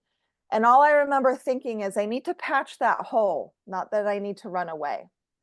And I didn't understand the severity of what I was experiencing. I didn't understand how quickly it was going to increase, the violence would increase. I ended up staying with him. And in October, just 10 months after we began dating, I experienced a beating lasting longer than 4 hours. Now, I don't need to get into the nitty-gritty details of what that looks like. There's many survivors, there's many psychologists, there's many people on this Zoom call that have experienced severe trauma, who work with individuals who've experienced severe domestic violence. Although I was one of them, I didn't allow those experiences to define who I was. Fast forward, I stay with him for over 4 years. And during those 4 years, I experienced all forms of DV, from sexual violence to financial abuse, emotional manipulation, and of course, physical violence. When I escaped the situation, I started to document my story. I began to write out what it was that I was going through. Lo and behold, with my theater arts background, I ended up writing and performing a 65-minute solo play about my experience in domestic violence. I also sued my abuser for domestic violence, and I started to realize that my story was bigger than just the experience that I had gone through. If you know that your story, or if you know somebody whose story is even bigger than what it is that they've gone through, put a 1 in that chat. Let me know that you are listening. Because our experiences, like I said, they do not define us. When I performed that play, I remember the first time I was on stage and I had finished and I was waiting for an applause, and all I could hear was silence. And I was nervous and shaking at the front because I had just performed 65 minutes of dialogue. And then the applause came, and people started to come to me afterwards and told me stories of the adversities that they experienced or people that they knew. And that's when I really looked up and I said, God, I hear you. What do you want me to do now? In 2017, I founded a nonprofit organization called Unsilenced Voices. You'll see it up there. Very strange. There we go. Unsilenced Voices started in West Africa. So we began in Ghana, expanded to Sierra Leone. That is where the bulk of our programming still exists. We've done work in Rwanda, and in 2022 gifted $33,000 to USA survivors, conducted a 4-city tour called the Blanket of Hope, combating the 4 main hubs for human trafficking in the United States: Tampa, Vegas, Los Angeles, and Dallas. And then we published a curriculum called Graced for Prosperity, which is now being taught at the Mary Martha House in Tampa, Florida. We have many goals and visions. One, the next goal for Sierra Leone is to build a school with a housing component, because many of our girls that we work with, they still stay in the brothels because there's no housing, and they keep getting reoccurring STIs, not because of participation in sexual activities, but because their living condition is so horrific. So on top of that, we are looking to build a day center with wraparound services and emergency housing in the Tampa area. Let's backtrack a little bit. 2019, I began speaking and coaching, traveling the world. And then I realized along that journey that it is not about Michelle Jewsbury. It is about giving other people a platform to tell their stories. It is only in using our voices that we can make a difference. Gigi, like what you are doing now, holding a conference, holding this summit to where people can tell their stories, people can educate other individuals who don't maybe not know a lot about domestic violence issues. It's so important to have survivors tell their stories so people really understand. It's important to have men involved. I know that there are a lot of men on this call. A couple of them I was privileged to be able to hear. It is correct. 1 in 7 men experience domestic violence as well. And this is not talking about the childhood sexual trauma that little boys and little girls experience all around the globe. So it is up to us to change that trajectory. Now, I know I only have a few minutes, but I do want to quickly talk about 5 steps to overcome challenges. I do have a free little PDF that you guys could have. And I'm going to drop that in the chat right there. It's 5 steps to overcome challenges. So the first step is you first have to recognize what it is that you've gone through. The great thing about this little PDF is that you can give it to anybody who has experienced any type of trauma. They can go over these 5 steps. It's very visual, so you don't have to read at like a senior level in high school. You could actually look at this document and understand it from a perspective where children should be able to understand. Recognize, you first have to understand what it is that you're going through. When I was in my abusive relationship, I had no idea. I didn't experience domestic violence growing up. I had really no inclination to what this looked like. So when I started to recognize, then I started to learn that I could change what I was experiencing. After you recognize, there's a couple of steps, right? Your thought process needs to shift. So oftentimes we get gaslit. My abuser often told me that I would remember certain situations differently than how they actually happened. He used to tell me I was stupid and ignorant, like many survivors have heard. And I used to believe him. And when we start to believe the abuse that we experience, then our thought process allows us to stay a victim. It's time to start shifting that thought process, understanding that there are people out there that can help you. There are people that can support you. There are shelters you can go to, and the words that your abuser says does not define you. So you start to shift. And then from your head to your heart, you start to shift those feelings next. I thoroughly express how important it is to express yourself. You have to feel in order to heal. If you want to take a pillow and scream in it, do so. I used to go on hiking events and go hiking by myself with my dogs and used to yell at God. Why is this happening? Why can't you fix him? Well, lo and behold, God had a different plan. He also can't step into free will. It was me allowing myself to stay before I started to realize how to get out. So recognize thoughts, feelings, the words, right? Words that are spoken to us and words that we tell ourselves have long-lasting implications on our lives. It starting to shift those words. So using words of affirmation, I am statements, I am beautiful, I'm a survivor, I'm a thriver, I can escape, right? So using these positive power words will help any survivor escape and help them be able to use their story and tell their story in ways that can impact hundreds, if not thousands of people. And of course, that last step is action steps. I'm also over time, 40 seconds, so I know I need to get off in just a few minutes. But using these steps would be very, very powerful for a lot of survivors. And this is my contact information. We are currently looking for authors for our new collaborative book, Breaking the Silence, Voices of Survivors. If you are interested, let's hop on a call.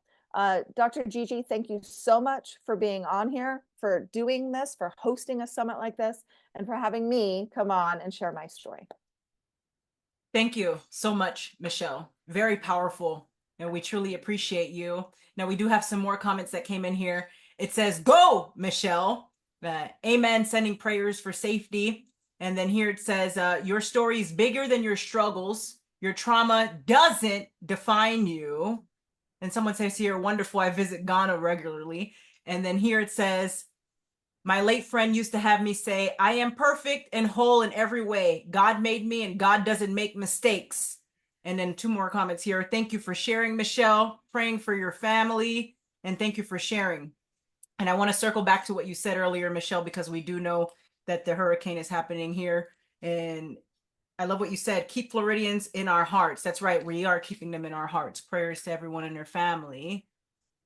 Now, our next speaker is Thessia Jenkins. Thessia Jenkins says here, no significant learning occurs without a relationship, by Ruby Payne, who's an educator. Now, Thessia Jenkins has been using the power of relationship to deliver transformational training to law enforcement, healthcare providers, educators, victim service providers, and corporate teams for 25 years. Welcome, Thessia.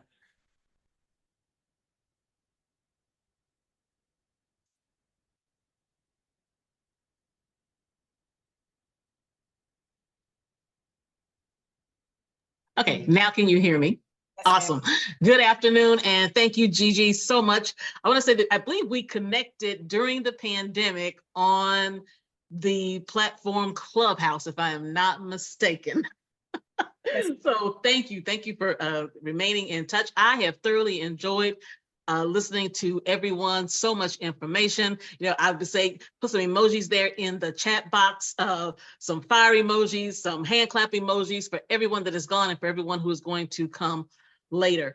The time that I have, and I'm looking here at my clock, so 347. I need to be quiet. So I want to dive in and share about assessing danger. We've heard some amazing stories of individuals who have lived through being in an abusive relationship. And the fact that you left and that you are here, that deserves all the applause, because here is the thing, what I know now, 28 years of doing this work, is that when an individual makes the decision to leave an abusive relationship, if there has not been physical violence, there is a 75% increased chance of being physically assaulted or murdered. The most dangerous time in the survivor's life is when they make the decision, I am leaving. And everybody's always saying, girl, why don't you leave? I wouldn't put up with that. Or dude, man, you crazy to put up with that mess. Here is the reality though, when that person walks out that door, or when they stand up and assert themselves and say, you know what, I am lovable, I am powerful, I deserve love. At that moment, there becomes this invisible target on their back, because again, that is the most dangerous time. And so the work that I do, and let me let that person stop. Okay, there we go. So what I want to share with you, there's something called the danger assessment, and it was created by Dr. Jacqueline Campbell. Dr. Jacqueline Campbell, who is with Johns Hopkins University. She is a doctorate level nurse, and she created the danger assessment. And you can put a 1 in the chat if you are familiar with this tool. Put a 1 in the chat if you are familiar with this particular tool. Great.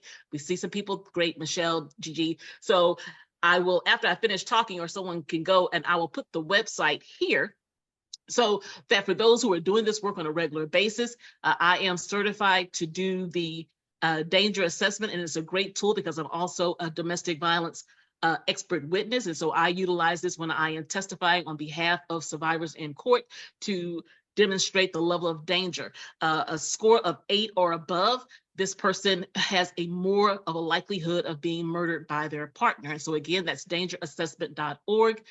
There is an investment fee to go through the course and to be designated. However, it does allow you to do the assessment using a Excel spreadsheet, and it will score it for you. So there's that. It's a total of 24 questions. I will not go through all 24 questions. However, there are 5 or 6 that I will cover in the time that I have allotted, that anyone, you can use these questions, or if a survivor is sharing these things with you, to encourage them. And here's the thing, at the end of the day, it is the choice of the survivor what they will do, because only the survivor knows what is best for them, because they live with that person all the time. We are always on the outside, and we want to be survivor led. So here are about 5 or 6 incidents that are occurring in the survivor's life that may be indicative that this person may become a homicide statistic. So what are they? Well, number 1, how many times has this person left their partner? We know that domestic violence is about power and control. And each time that she or he leaves that partner, what's happening for the person who uses violence is that they recognize that their power and control is beginning to come unraveled. And let me step back. The power of this tool, and why I love this tool and why it's being used, and I work for an organization here in the Houston area called the Harris County Domestic Violence Coordinating Council. As well as having my own training and consulting. And here in Houston, we are using this tool, and this is actually worldwide. And there's also another organization called the Geiger Institute, and I'll put that in the chat as well. What makes this tool important is that it's not about the survivor. It is about the person who is using violence, i.e. the abuser. It is about their behavior. We're always wondering about why didn't she leave? Why didn't he do that? It's about the person who is causing the violence, because the only person who can keep the survivor safe and alive is the abuser. So this tool, created by Dr. Campbell, looks at the behavior of the abuser. So the question we want to ask or observe about the survivor is, how many times have they left and returned to this person? Each time they leave and return, that escalates the possibility of them being killed by their partner.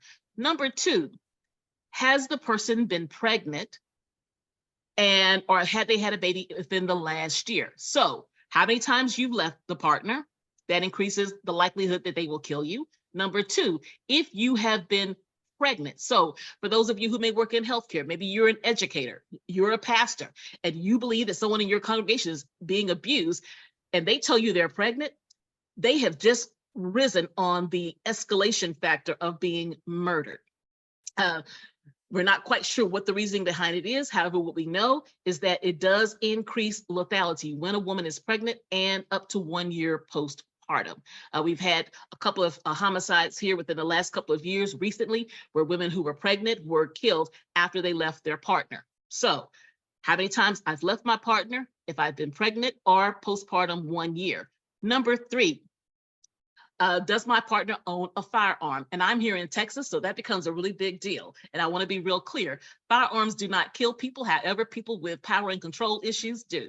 In fact, here's a side note. We just got the numbers back from Texas Council on Family Violence for 2023. There were 205 homicides here in my amazing state of Texas. 179 women, 26 men, and in 92 of those cases, a firearm was used. That part. So asking, or someone tells you, yes, he owns a gun, she owns a gun, or their dad has a gun, their sister has a gun. Do they have access? Why is that an important question? Because what we know is that based on research, that if their partner has access to a gun, they are 400 times more likely to be killed. And again, 205 individuals in the state of Texas, 2023, 92, or no, it was actually 92% of them died as a result of a firearm, the youngest being 13 years old. Okay, so how many times have they left their partner? Have they been pregnant? Are they at least 1 year postpartum? Number three, does their partner own a firearm?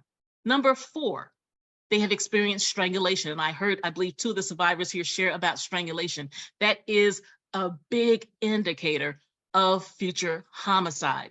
In fact, Miss McKay, who, and her name escapes me, her first name, she travels all around the country now, and she's a former attorney, and she has come up with her own strangulation tool that she trains law enforcement on.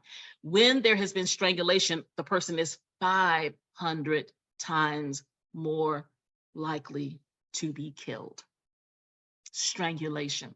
So if you have observed that person with petechiae, a rasp, hoarse voice, or you notice discoloration around their neck, that's someone that you strongly want to encourage to say, hey, I'm worried for your safety. Here's a number you can call. There's a crisis center here. Have you visited your doctor? Because what came up for me, Ms. Jewsbury, when you talked not about strangulation, but immediately when you talked about your head going through the wall, I thought about traumatic brain injury, and the same thing with strangulation. And in fact, it became an issue because there was a young woman probably about 10, 20 years ago who was strangled, and she was not offered medical assistance by law enforcement. And subsequently, I think within 48 to 72 hours, she passed away from the internal bleeding. And so now that is a huge issue, is that when law enforcement comes out, that we are asking them to ask the question, has your partner strangled you? Not choked you, however, strangled you, because again, strangulation increases lethality by 500 times. So asking, or if you know someone has been strangled, encouraging that person to get help. So how many times have they left their partner? Does their partner have access to a firearm? Have they been pregnant? Are they postpartum at least 1 year? Strangulation. Has their partner threatened to kill them or themselves? And what that says about the person who is choosing to use violence in that relationship is that they don't care about their life. And if they don't care about their life, they don't care about the survivor's life. What we find very often in these cases is that it is homicide, suicide. Case in point, last week, a local HPD officer shot and killed his partner and then killed himself. So what we know is that very often, not only are they going to kill the survivor, they will also kill themselves. So asking the person, has your partner ever threatened to kill themselves or to kill you? Extremely important. And then one last one I'll share so this is 6 out of the 24, is your partner extremely controlling and able to always know where you are, which is stalking. And I believe that maybe one person here may have shared about stalking. We also know that when stalking is a part of the pattern of behavior for the person who uses violence, that once again, it increases the lethality for the survivor in an abusive relationship. So as I close out, the question shouldn't be, why don't they leave? The question should be, why does the person do what they are doing? Why does the person threaten and brandish firearms? Why does the person say that I'm going to kill you? Why would the person harm the person who is carrying their child? And has been shared by one of the other presenters, is about power and control. And so one last final thing, and maybe someone will talk about it after this, is that as we talk about survivors and we help survivors and we come alongside to support survivors. I was recently at a conference in Montgomery, Alabama at the 1st of September. And the conversation we had, again, was not always asking about why doesn't she or he do what they do. We have to start having more conversations with and about those who use violence. Because I submit to you again, the only person who ensures the safety and the life of a survivor is the person who is choosing violence. Leisha Jenkins, thank you. Thank you, Mrs. Jenkins. We truly appreciate you. And thank you for covering the subject of strangulation, because it's very true. Strangulation is the #1 cause of death in domestic violence relationships, and it does intertwine with homicide. Thank you so much again for sharing this information and raising awareness in regards to this important matter. We truly appreciate you. Such a powerful topic that you covered, accessing danger and domestic violence. Again, thank you, Mrs. Jenkins. Now, our next speaker is Penny Crockett, who will be covering the topic, Dangerous Love, from Battered to Boss Lady. And now, Penny Crockett is the founder of Penny's Tea. Penny is also an author, speaker, and business coach. Welcome, Penny. Thank you so much for having me. My book, Dangerous Love, from Battered to Boss Lady, is literally my story and how I started from being in this abusive situation to having a successful company. When I met my abuser, you start to blame yourself, and I'm thinking, oh my God, this happened to me because I was dating too early after my divorce. I had been divorced for about 1.5 years. Honestly, thinking back, I don't think there's like a particular time frame on when you should and should not date, but I'm thinking maybe if I was healed just a little bit more, I would not have allowed this to happen to me, because I'm thinking this is happening to me for a reason. Just really didn't understand the why. But I was looking for love, like most people. When you're freshly divorced, you really want that connection and to connect with someone. My mom actually introduced me to my abuser, and people often ask me, did I blame her for it? And that's a really good question. There are times that I think I subconsciously blame my mom because she kind of put it off on me. And I'm going to tell you how she met this man. And you'd be thinking, girl, no, you definitely should not have been dating him. And thinking back in hindsight, absolutely not. I would not have do that to my children. However, my mom introduced me.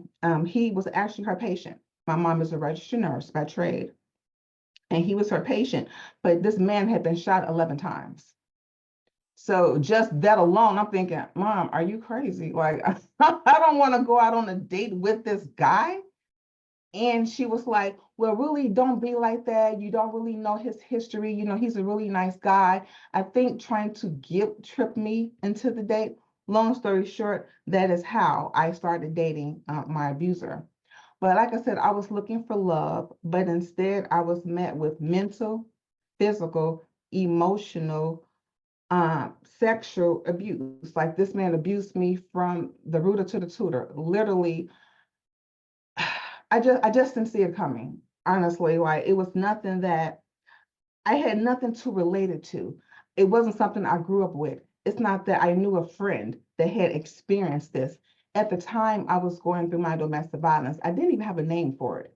I'm just thinking this is a bad guy that's doing really bad things to me.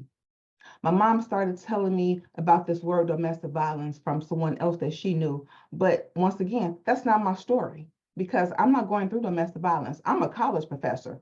I'm smart. I'm educated. This is not my life. I just got with a really bad guy that's doing really bad things to me. And that he did. Over the course of the relationship, he would call me dumb, stupid. And I'm thinking, I'm a college professor. At least I think I'm a little smart, but you start to doubt yourself. I began to think that I must be the dumbest woman in the world from how he was treating me and how he was making me feel. I started wearing all black. Okay, ironically, I have black on today. However, I do have color in my closet. I started wearing all black. I would tell people I was a dead woman walking. Literally, I felt dead. So dead, I think he tried to kill me twice. So after one of the first times he tried to kill me, I tried to kill myself. I honestly just didn't think I was worth anything. I had nothing to live for. And I literally just wanted to die because I just didn't understand the things that was happening to me. I didn't really talk to anybody about it. I had friends. My best friend was a doctor. Didn't even talk to her. Like, how do you tell somebody that these things is happening to you and you're afraid for your life and you have 2 kids that you have to look after? I think the closest person that I might have shared some information to was my kid's father. I said, there's times that I'm gonna need you to take the kids without asking me any questions. Because if something was going to happen, it was going to happen to me and not happen to me and my kids. So I wanted to make sure that my kids was protected at all times. So throughout most of my episodes, I just suffered in silence because I just didn't know what else to do. Nothing told me to go to the police because I'm thinking this man is going to kill me if I go to the police. And I didn't want to make it a big deal, but it was a big deal. You don't know what you don't know. And now I teach other women because you don't know.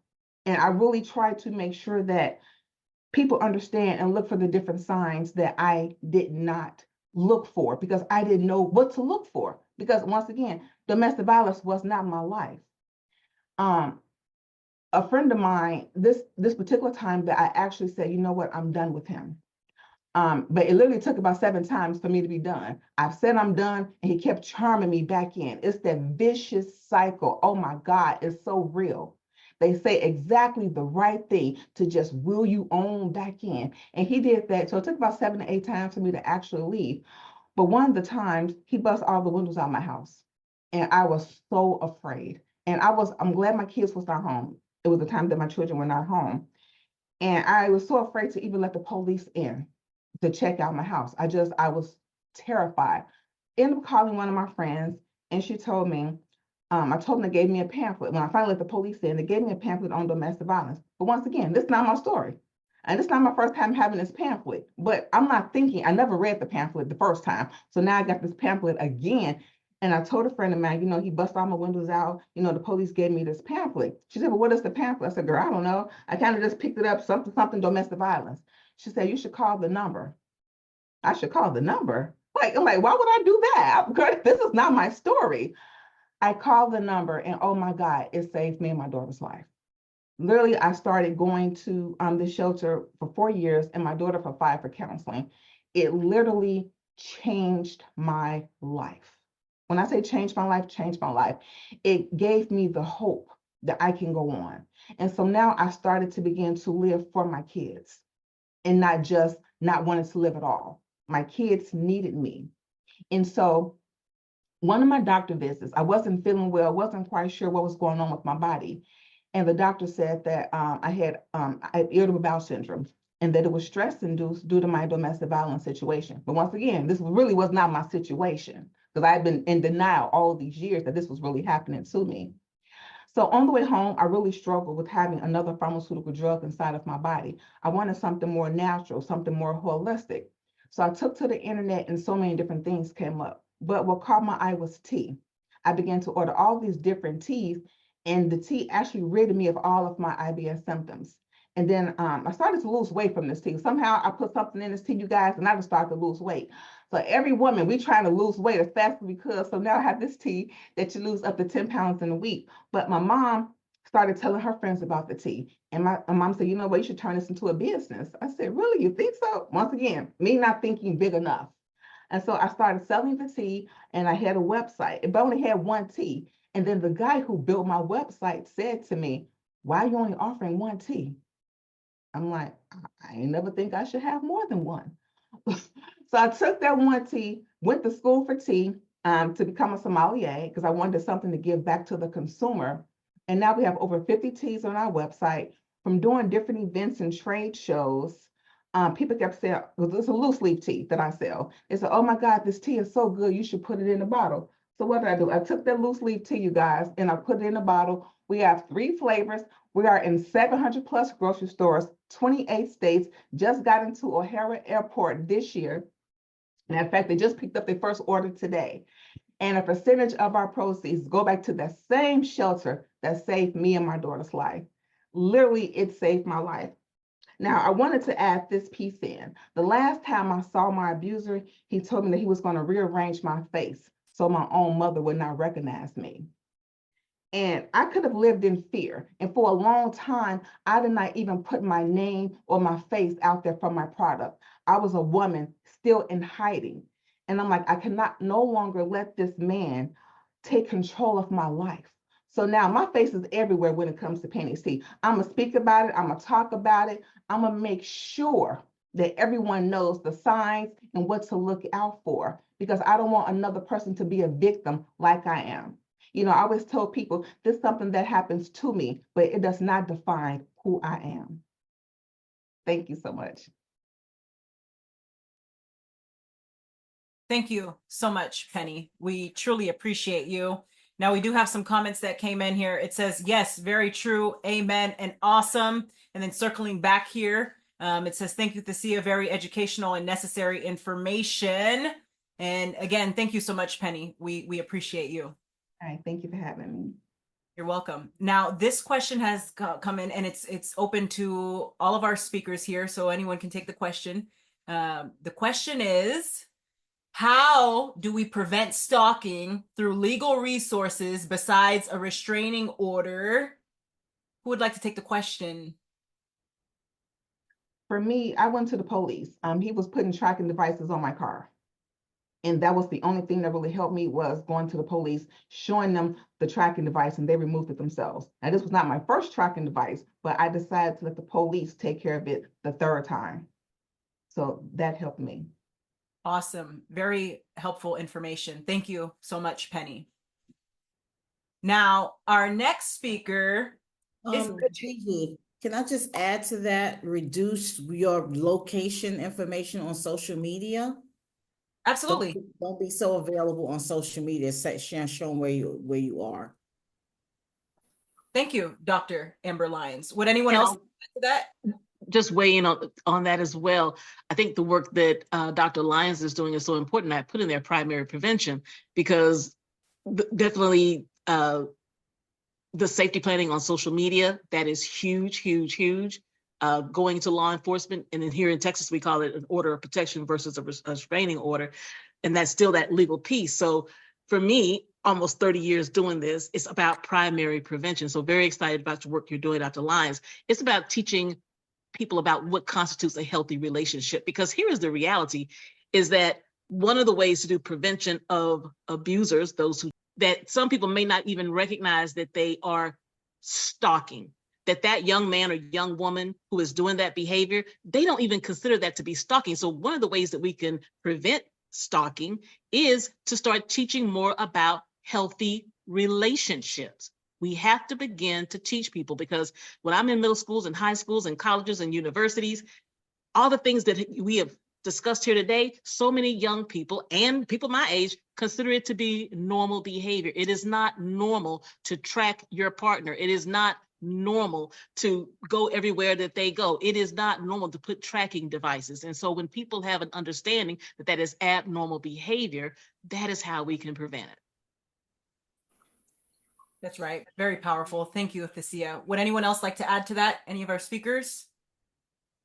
I just thought that we were just attacked by some people that joined via link, and those things were put on the screen intentionally. I just reported all of those.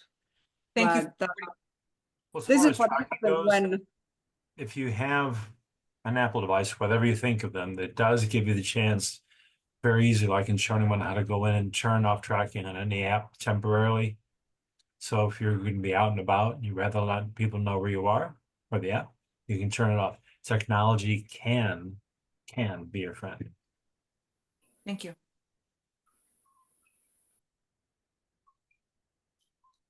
Ragme, would you like to continue?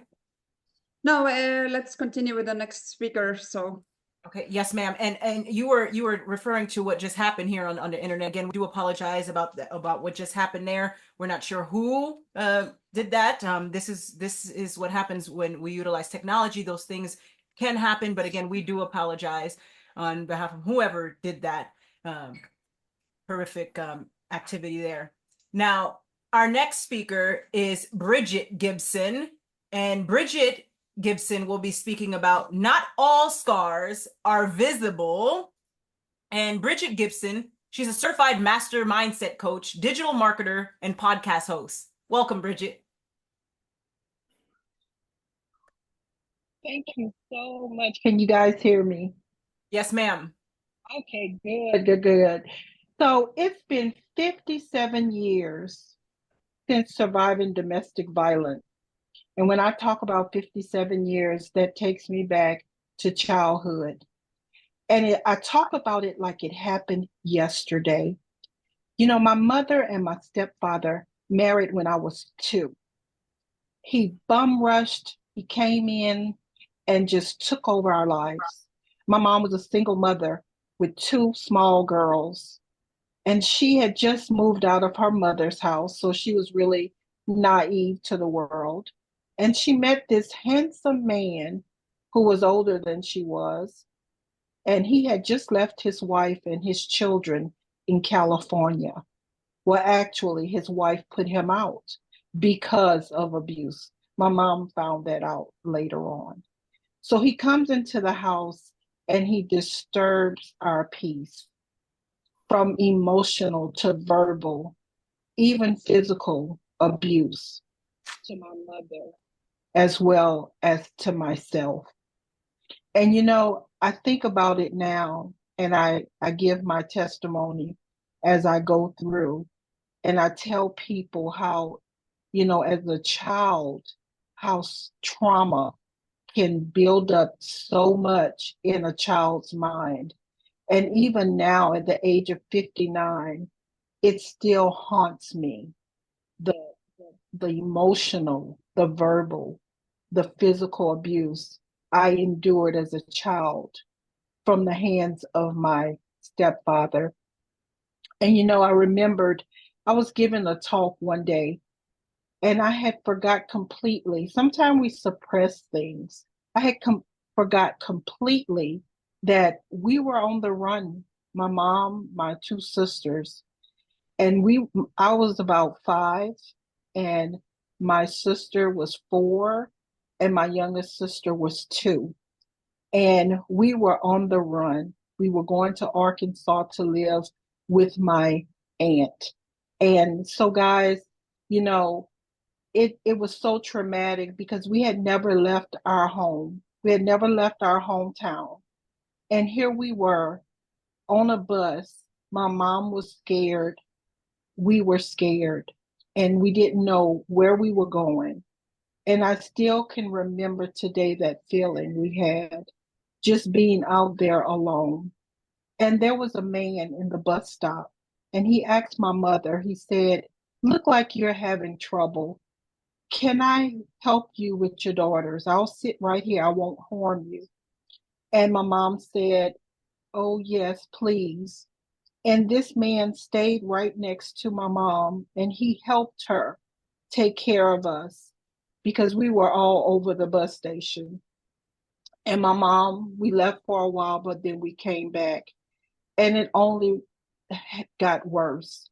We were running at night, 1, 2 o'clock in the morning. He would come home and he would be angry with us. He would be drunk. He would be so angry. My mom would grab us and we would leave the house at night in our pajamas. Sometimes it was freezing cold, but we were running around the corner to get to safety to my grandmother's house. And guys, this went on for years. And even now, I still deal with the pain and the hurt. I have generalized anxiety. I have panic attacks, depression. And when I spoke with my psychiatrist, she asked me about my childhood. And when I told her what I went through, she said, well, that's why you have all of this. You didn't know what was going to happen from day to day. And so, guys, I just want you to know that childhood trauma and seeing domestic violence happen in the house can be traumatic for a child. And even into their older years, they can still be haunted by the thoughts of what happened in that house. So if you're in a domestic violence situation, please get out. If not for yourself, get out for your children. It's a miserable life. It's miserable to be afraid, to not know what's going to happen next. And so thank you so much for having me. God bless you. And God bless you. Thank you. Thank you so much, Bridget. We appreciate you. Now, our next speaker is Angelica Ulsberger. Angelica is a 14-time best-selling author and an international speaker. Welcome, Angelica.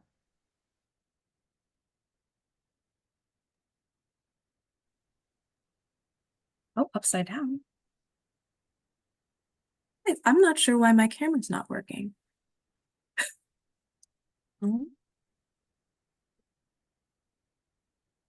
Sorry, I'm not sure why my camera's not working. I guess I can just go on without it working. That's fine, Angelica. Okay. Yeah, sorry about that, guys. I usually like to be able to be seen when I speak, but I guess things will be a little different today. That's okay. We make things work. Try So, coming closer to the camera, see if that changes it. and I'm upside down.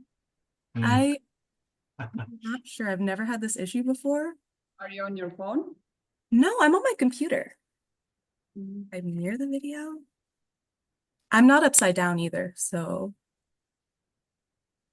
Okay. Is this? If you go into your settings, and I think that you can mirror yourself. I think I'm upside down either way, which doesn't make any sense because my computer is completely 100% right side up. Yeah, mirroring does Any this. other speakers? Yeah. Sorry. We have Maybe Marvin. she can fix it until the other presentation, so we can flip them. I'll be back hopefully with a working screen. Okay, not a problem. Our next speaker is Marvin Peak. Marvin Peak is an international speaker, transformational strategist, serial entrepreneur, humanitarian, and author of the best-selling book, Out of the Tunnel. He's officially recognized as an ambassador for peace with the Universal Peace Federation. After serving in the U.S. military and a 6-year tenure with the FBI, Marvin built several multi-contracting firms. Whoever that is, can you please mute? He's created nationwide throughout the U.S. and across the globe. Welcome, Marvin. Oh, Marvin, you're muted.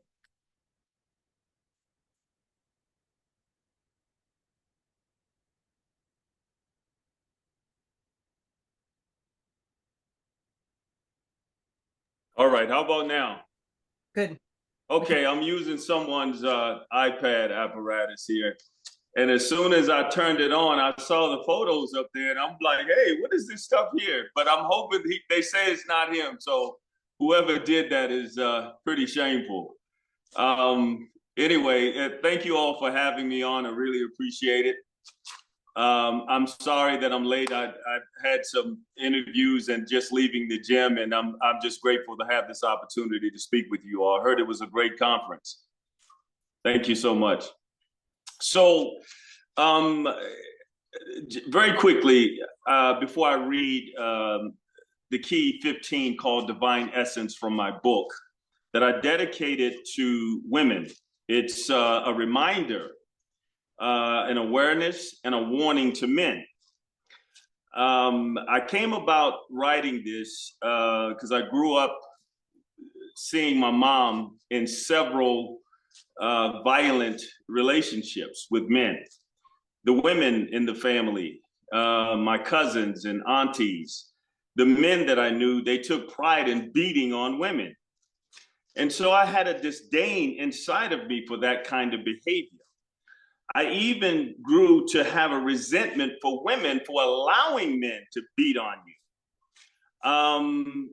Growing up and wanting to have dates and go out with girls, I met a few that were violent within themselves.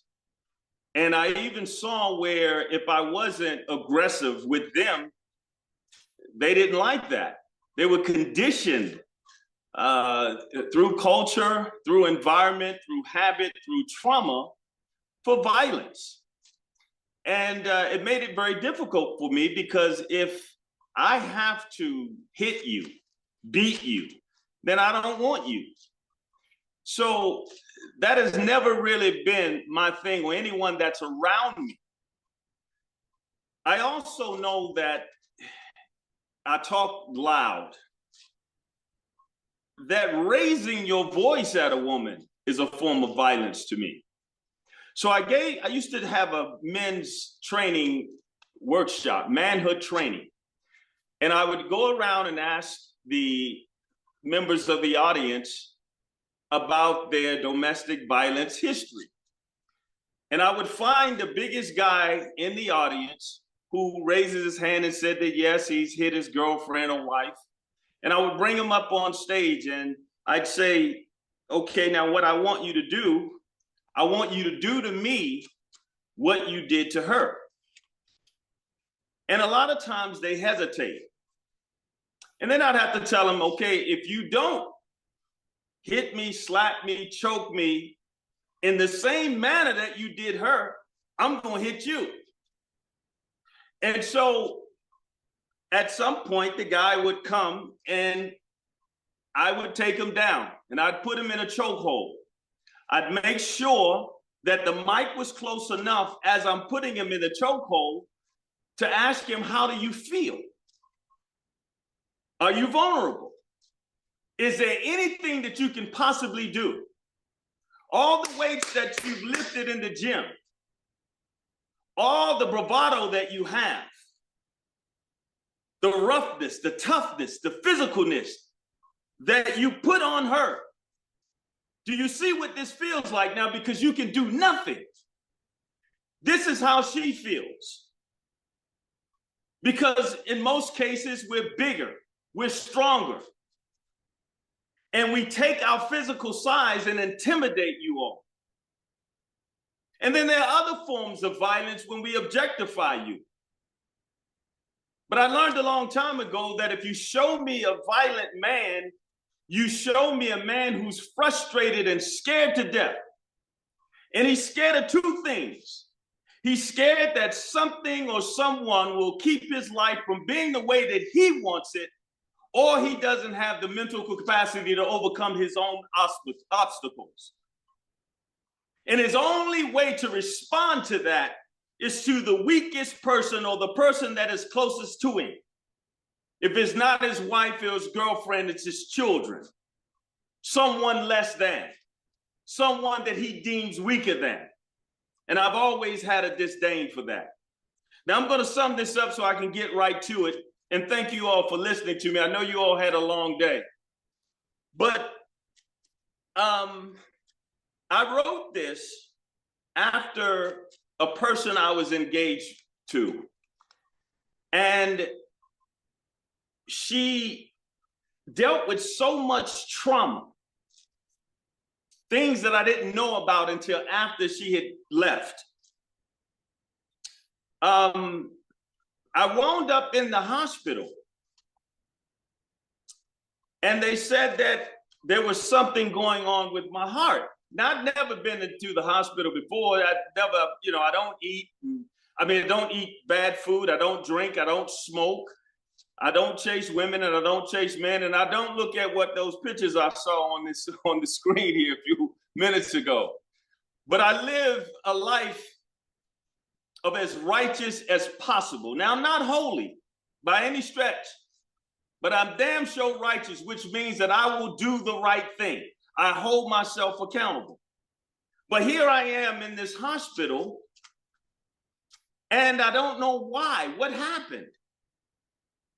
And so I took my cell phone here and I texted her and I said, hey, I'm in the hospital and they say something's going on with my heart. She does not respond. And I'm sitting there for 3 hours. And then finally she sends a text back and she says, could you send me the Louis Vuitton boots that you bought me? I left at your house. And that was it. I looked at the message and I broke down crying. And I took this phone right here and I began to write what I'm going to read to you all now. Divine essence. The flow of divine essence is presumably understood more as a spiritual phenomenon than that of an ethereal presence being physically manifested in our day-to-day living. But if we were to journey through the womb of creation, or for some, the dark hole of evolution, discovering the infinite intelligence of matter, contained with unlimited possibilities and pregnant with palpable potentiality, we would arrive at none other than the woman. She is the accentuated complexity, celestial beauty, unfathomable mystery, and heavenly wonder of the source in all of life. And she carries within her every attribute of the universe itself. But she is not just the universe. She is the womb of the universe that births everything into existence. She is more than mere creation, but is co-creator of all that was, all that is, and all that shall ever be. She is the vicegerent of Source on planet Earth and inherently worthy of our heavenly praise. Now, I was taught long ago that there's just no such thing as a no good woman. That every no good woman was made no good by a no good goddamn man. For centuries on end, she's had to endure insurmountable pain and suffering, seemingly unending abuse and misuse at the hands of gender-privileged men. The lineal descent of domination, control, misogyny, sexual exploitation, and imperious peddling of them, even up to this very day, women are victimized under continuous assault, threat, and duress. Throughout the annals of history, in every corner of the world, we will find that the measure of civilization is predicated on and through women.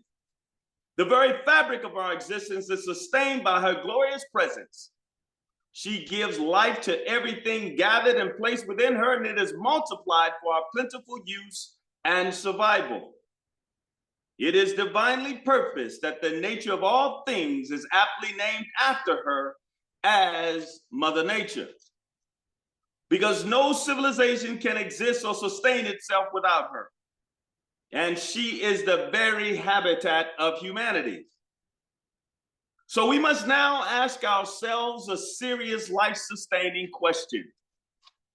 Why is it that we are the only species on Earth that destroys its own habitat?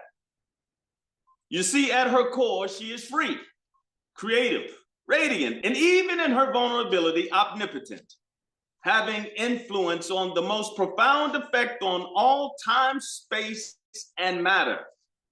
Not only does she do things well, she can do multiple things well, and she never misses a beat. And there is no wonder why the world's civilizations have their greatness. For she is the maker, the owner, the cream of the planet Earth, mother of civilization, and the goddess of our universe. Now, as for men, we are by nature the anchor of civilization. We are the hunters and warriors, providers and protectors of the very sustainable things in life that she gives back to us.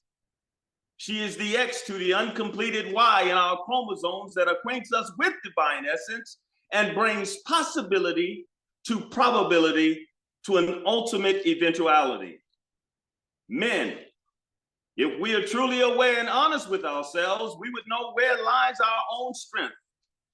And we'd recognize her as the most powerful and desirable thing in the world. We will place her back on her throne, move mountains, heaven and earth, slay dragons, and if necessary, eat rattlesnakes to protect, preserve, and provide for her. But where we've lost our way is in labeling her as a bitch, treating her as such, and manipulating her into accepting that as some term of endearment and a description of her values and worth. Well, men, if she's a bitch and we come from her, then what does that make us? I dare say a son of a bitch. We conditioned the mother of our civilization to replace the beauty of her virtue and the intimacy for glorious pleasure and procreation with accepting, even desiring degenerative pain, punishment, and violence that simulates abuse in the name of heightened pleasure. Not even in sex is she afforded the freedom to hold worth and the highest moral vision she can have for herself. So when we bully and control women in such a way, it is evident that our purpose to protect and provide is compromised by a self-imposed threat of them. Their instinctive and intuitive creativity, their diffuse power, and their rightful place in the civilizations that they birth for us.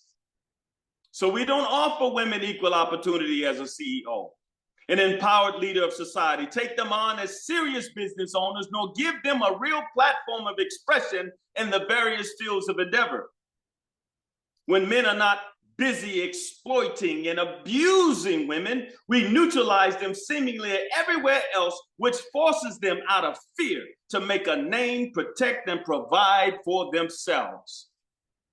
Now, part of that protection and provision comes by way of taking on the psychological, emotional, and energetic masculinity of men. She goes masculine, brother, to protect herself from any kind of danger, real or imagined. Because every time she walks outside of her door, and oftentimes behind closed doors, she's under some kind of threat. So fear is interwoven into her biology. It is the baseline experience of her life. It is said that self-preservation is the first law of nature. So who the hell could blame her? The fact is, she is the quintessential expression of a penultimate paradigm of God, and by nature a nurturer, a cultivator, an equitable gatherer. Her way is that of the moon, representing balance and equality. So havoc-making, wretchedness, and selfishness is the antithesis of her existence. Therefore, it is critical that we all come to bear and understand that the only way a woman maliciously harms, abuses, become overly aggressive, emasculates, or even succumb to gold digging is that she stepped outside of her natural prominence of power and her divine feminine prowess. But the downside in such a disenchanting trade-off is the sacrifice of her natural essence. Her innocence, radiance, and the promise she once offered is lost. Her virtue is compromised by a miscellany of inauthentic traits, where she no longer has access to the truth of herself. And any abhorrent behavior found in her, it stems from the lack of not knowing who she truly is. Equally, men, our mistreatment of her is in not knowing who she truly is. Now, every woman that hurt me, each of them I believe meant well. Some may have even loved me, but they were severely wounded by some no good man before me. Whether it was an ex, a brother, a father, a family member, a boss, a so-called friend, or even some spiritual or inspirational leader, they were harmed by the reprehensible behavior of my very own gender. But why must I endure suffering as a result of some other man's misplaced pleasure? Is it my responsibility? Is it every man's responsibility? Or has she succumbed to the perversive condition so much so that she's lost all care? Many women find being numb or outright dismissive to will some kind of enjoyment out of it. She's gotten so used to the mistreatment that having a bad boy is not only a turn on, but an outright preference, a lust for less, so to speak. Collectively, men, we've been so toxic that some women believe that they can do no better, or worse, thinking that they're undeserving of better. The perfect elixir to conform to victimhood, where they can easily confuse a genuine man's kindness and generosity with weakness or hidden agendas, as if being nice, sweet, and kind is some kind of poison punishment or prerequisite for pending pain. They have been so adversely influenced by traumatic experiences that being slaughtered and taken advantage of is all they know. So the anticipation of heartbreak becomes an addictive cocktail, a biochemical craving for disappointment. That old hurts so good anticlimax. And after centuries of egregious acts against her and having to deal with so much counterfeit in men, some women can hardly tell the real thing when it comes along. So she'll sometimes attack before being attacked and then feel justified in doing so. But in the deep emotional and psychological painstaking lineage of her cohabiting DNA, at first hint, anything that resembles a past hurt will instinctively trigger a threat.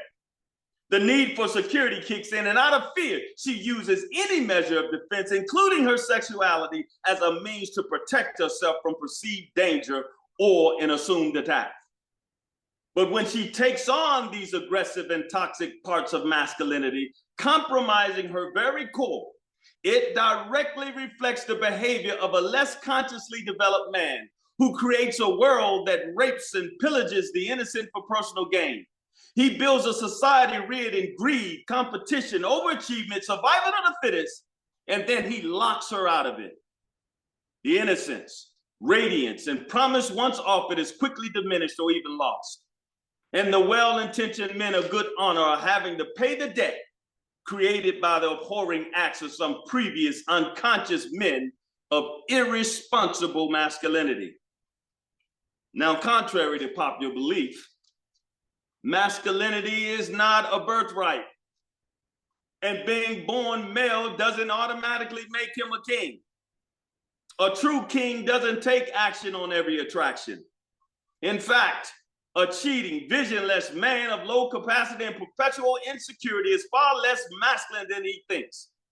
So all the testosterone, muscles, side pieces, and money in the world doesn't make him a masculine man. And looking at pornography as well, whoever put that stuff up there, I want to curse. There has to be at some point something that she has that's exclusive and sacred. Some part of us men that she's not having to share with the rest of the world. There's a natural reason why she can stay open longer than you can stay up. And the penalty for man's overindulgence and importance of maddening promiscuity can very well turn him into an underused impotence of saddening obscurity. Perhaps on an even more drastic penalty to ourselves, both masculine and feminine, and the whole world of civilization, is that when there is a consistent practice in anything against its nature, it will counter and redevelop in the opposite of its evolutionary intent. So it's just not nice to fool with Mother Nature. Now, in closing, men, yes, it is our responsibility. It is all of our responsibility. To be a king is not easy, and she is not easy.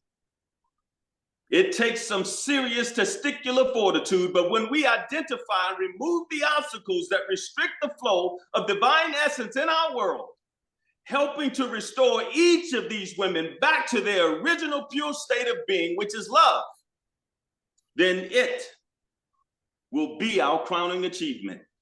Then, and only then, we will not have to die to go to heaven. We will find it continuously and permanently in her, and she will forever be our kingdom come. Thank you. Wow, very powerful. Thank you so much, Marvin. We appreciate you. Now, we do have some comments that came in. It says here, thanks, Marvin, for the socio-cultural aspects of DV. And lastly, very powerful. Thank you, Marvin. We appreciate you. Thank you. Thank you. Welcome. Now we will hear from our last speaker here, Angelica Ulsberger, and then we will move into closing remarks from myself and our co-host Ragnis Tanikas, and then we'll close out with a prayer by Dr. Amber Lyons. Now at this time, I'm going, because we had a technical issue earlier, I'm going to introduce our last speaker here again. This is Angelica Ulsberger. She's a 14-time best-selling author and an international speaker, and she has plenty more tricks up her sleeve. Welcome, Angelica.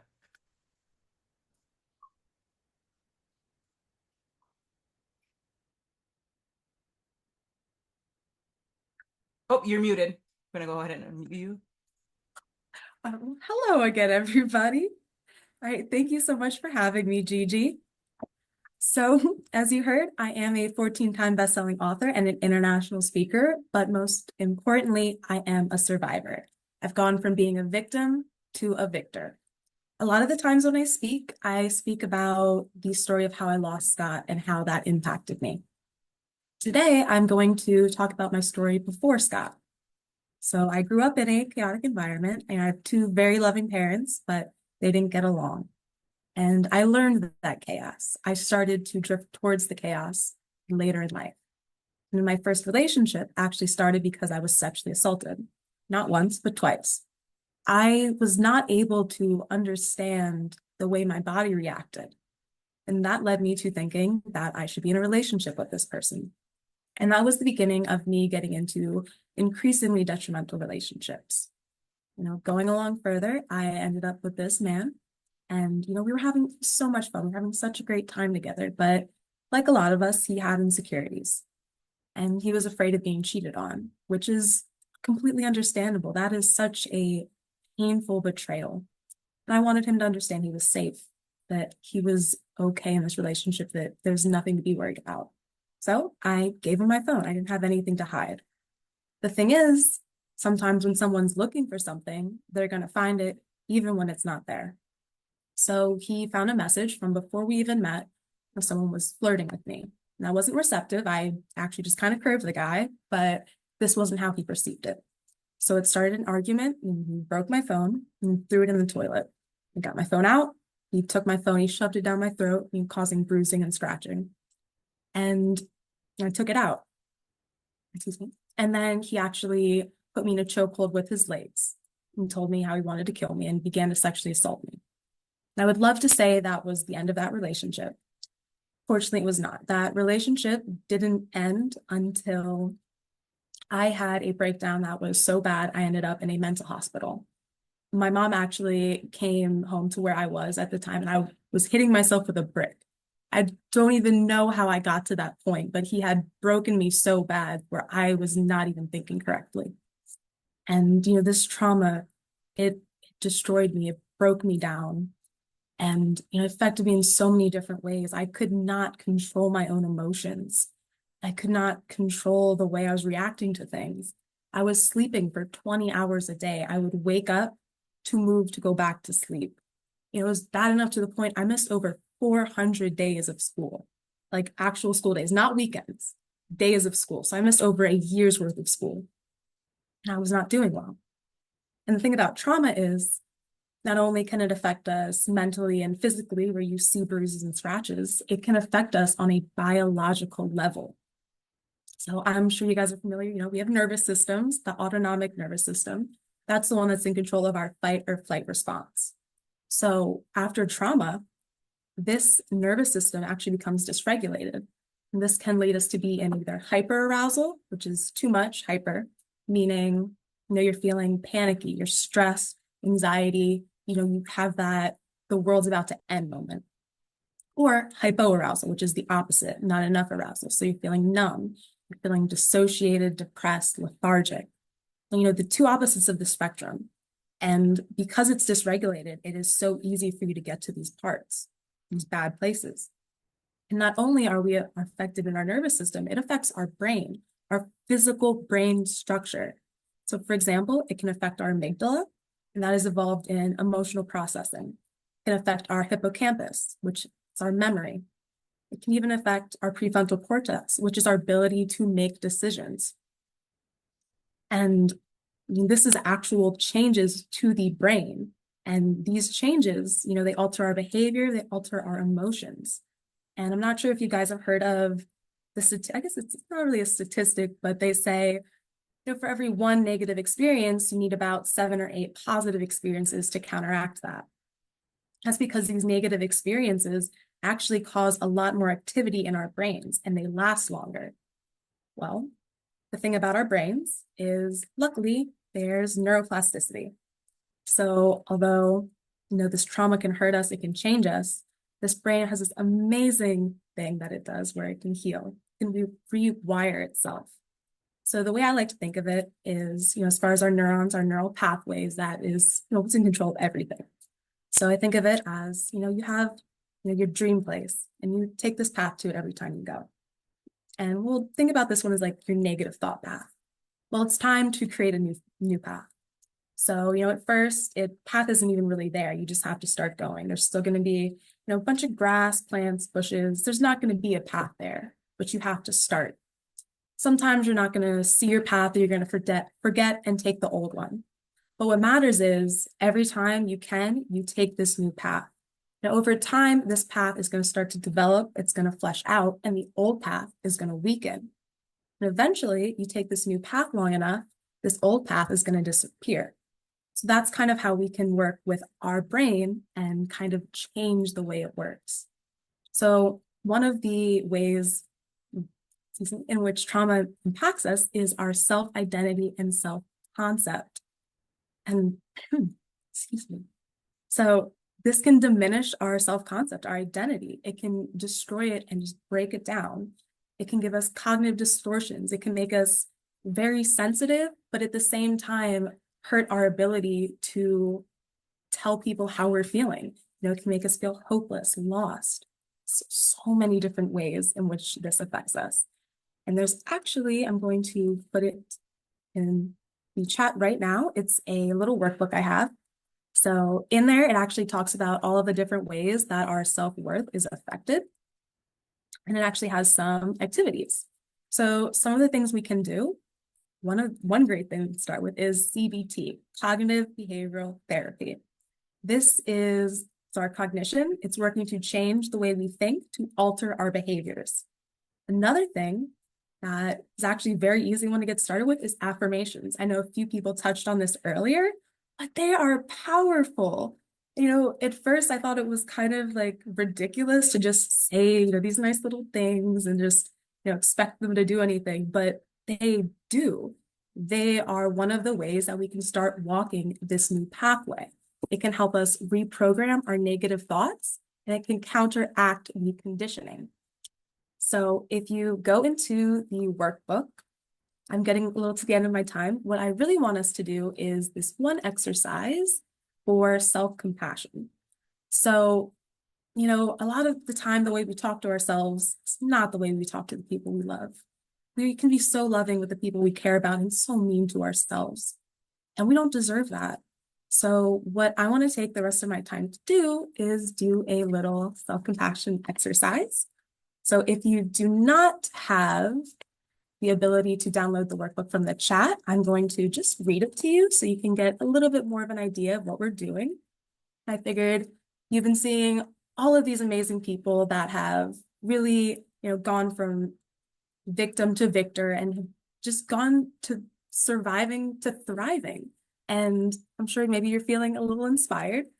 So if you can just get a little piece of paper and you're going to do a little self-compassion letter. So what I want you guys to do is imagine you're somebody who loves you unconditionally. Begin your letter with a nice warm greeting to yourself. You want to address any pain or struggles or mistakes with empathy. It's not your fault. You cannot blame yourself.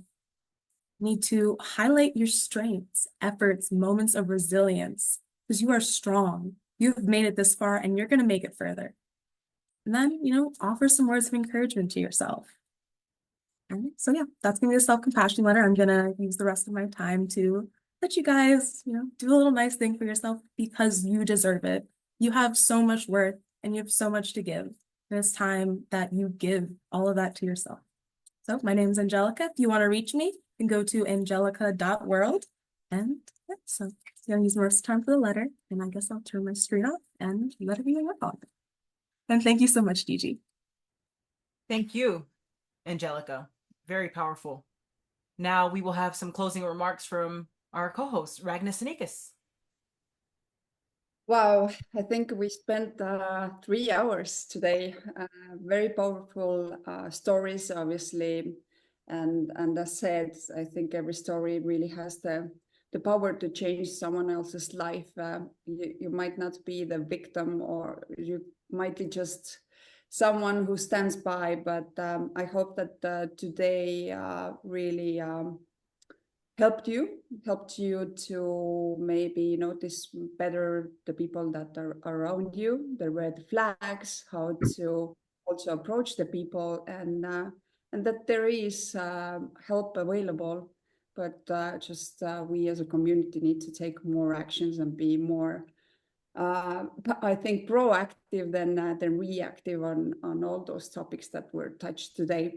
Especially want to thank you, Marvin, to take time of your very busy schedule and very powerful reading that you shared with us.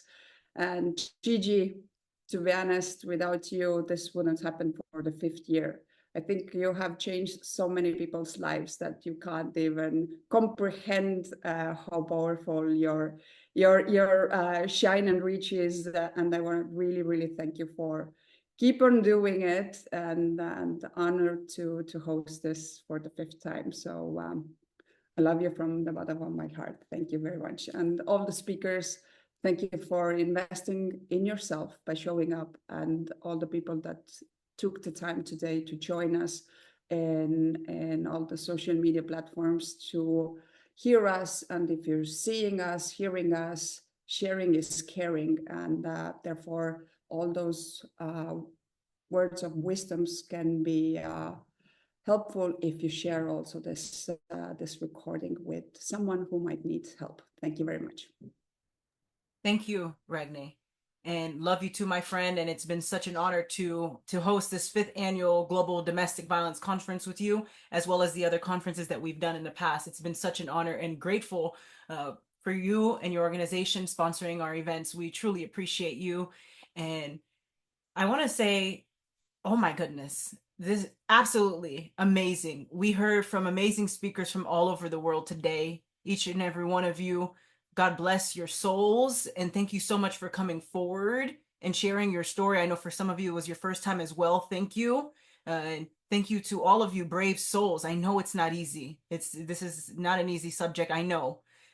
Again, thank you so much. And as Ragnar said, yes, we were on this call for about 3 hours. Yes, we were in this meeting, but essentially, it's not just about raising awareness, it's also about educating in regards to domestic violence. And we've heard not just from women today, but we've also heard from men, or however you identify. And again, thank you for coming forward and sharing your story.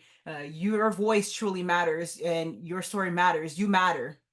And thank you to all of you who attended today, whether it was with us in this meeting in the front end, or on the Zoom platform, or on the social media platform. We truly appreciate you. And for those of you who will be listening in, thank you. And thank you to all of our sponsors. We truly appreciate you. And I want to remind you all to never give up. And again, there is hope. You can overcome. Now, we will hear from Dr. Amber Lyons, who will close us out with a prayer today. Thank you, Gigi, again. Dr. Gigi, thank you for the opportunity again to be here as a speaker, as well as to close out in prayer.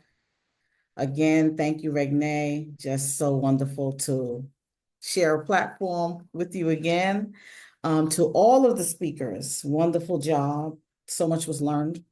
And we're going to just cover everyone in prayer as we close out. God, we thank you. We thank you for this day. We thank you for this opportunity to be able to be a part of such a powerful global domestic violence conference. We thank you for the visionary, Dr. Gigi Sabat. We thank you, and the host, and we thank you for the co-host, Regne Sinekis, oh God. We ask that you continue to pour into them and to continue to expand their borders and their reach beyond what they ever imagined for the work that they have done in this, being consistent with these conferences. We know that October is Domestic Violence Awareness Month, and gather together so many phenomenal and awesome speakers and people that just shared their stories and their life testimonies, going from victor to going from a victim to survivor to thriver. Lord, we thank you, oh God, that people in this room have gone from pain to purpose, that the tears that they once shed, the pain that they once went through, has now become their message, that they can be able to pour in to others, to be able to strengthen and educate and be able to be a source and a conduit for healing and transformational life change. We thank you, God, that you will continue to use every speaker here as a vehicle of healing, life-changing transformation. Oh God, that they will be able to walk in forgiveness, even those that were transparent and said that they're still triggered here and there by different things. We thank you that they will be healed from the crown of their heads to the soles of their feet, that they can be able to pour into others, oh God, without the stench of the past. We know that we will always remember what happened, but God, we know that when we don't have to cry about it anymore, and when we don't have to be afraid anymore, we can embrace, oh God, what you've called us to do, that we've walked and we've been able to walk in our healing. But true healing comes with forgiveness, not just forgiveness to the person that did this to you, but forgiveness of yourself for being able to, for not thinking that you did the right thing at the right time. God, everyone did the best that they could. And God, we thank you for illumination, revelation, and education so that we can help someone else to not walk in this path, not live this life as a domestic violence survivor or abuser. We call forth the spirit of freedom, oh God. Deliver those that would be abused, abusive to others, those that were abused as children or somewhere in their life, and they're repeating that cycle. We curse and destroy every yoke of a generational curse, of the yokes, oh God, that will continue to go from generation to generation. And we decree freedom. Freedom in our lives, freedom in the people that we come in contact with. Help us to be the source of the light, God, that they will be able to see you and be able to reach out for deliverance and be able to be free. God, we thank you. Let them know that they were not born to be the victims, but they were born to be victors. We give your name the glory. We thank you, oh God. Let everything, oh God, that was done today be for your glory. And it is in Jesus' name we pray. Thank God. Amen. Amen. Such a powerful prayer. Thank you, Dr. Amber Lyons. And again, thank you to our amazing co-host, Ragnar Sinekis. And thank you all. We truly appreciate each and every one of you. And may you go in peace. God bless you all and be safe.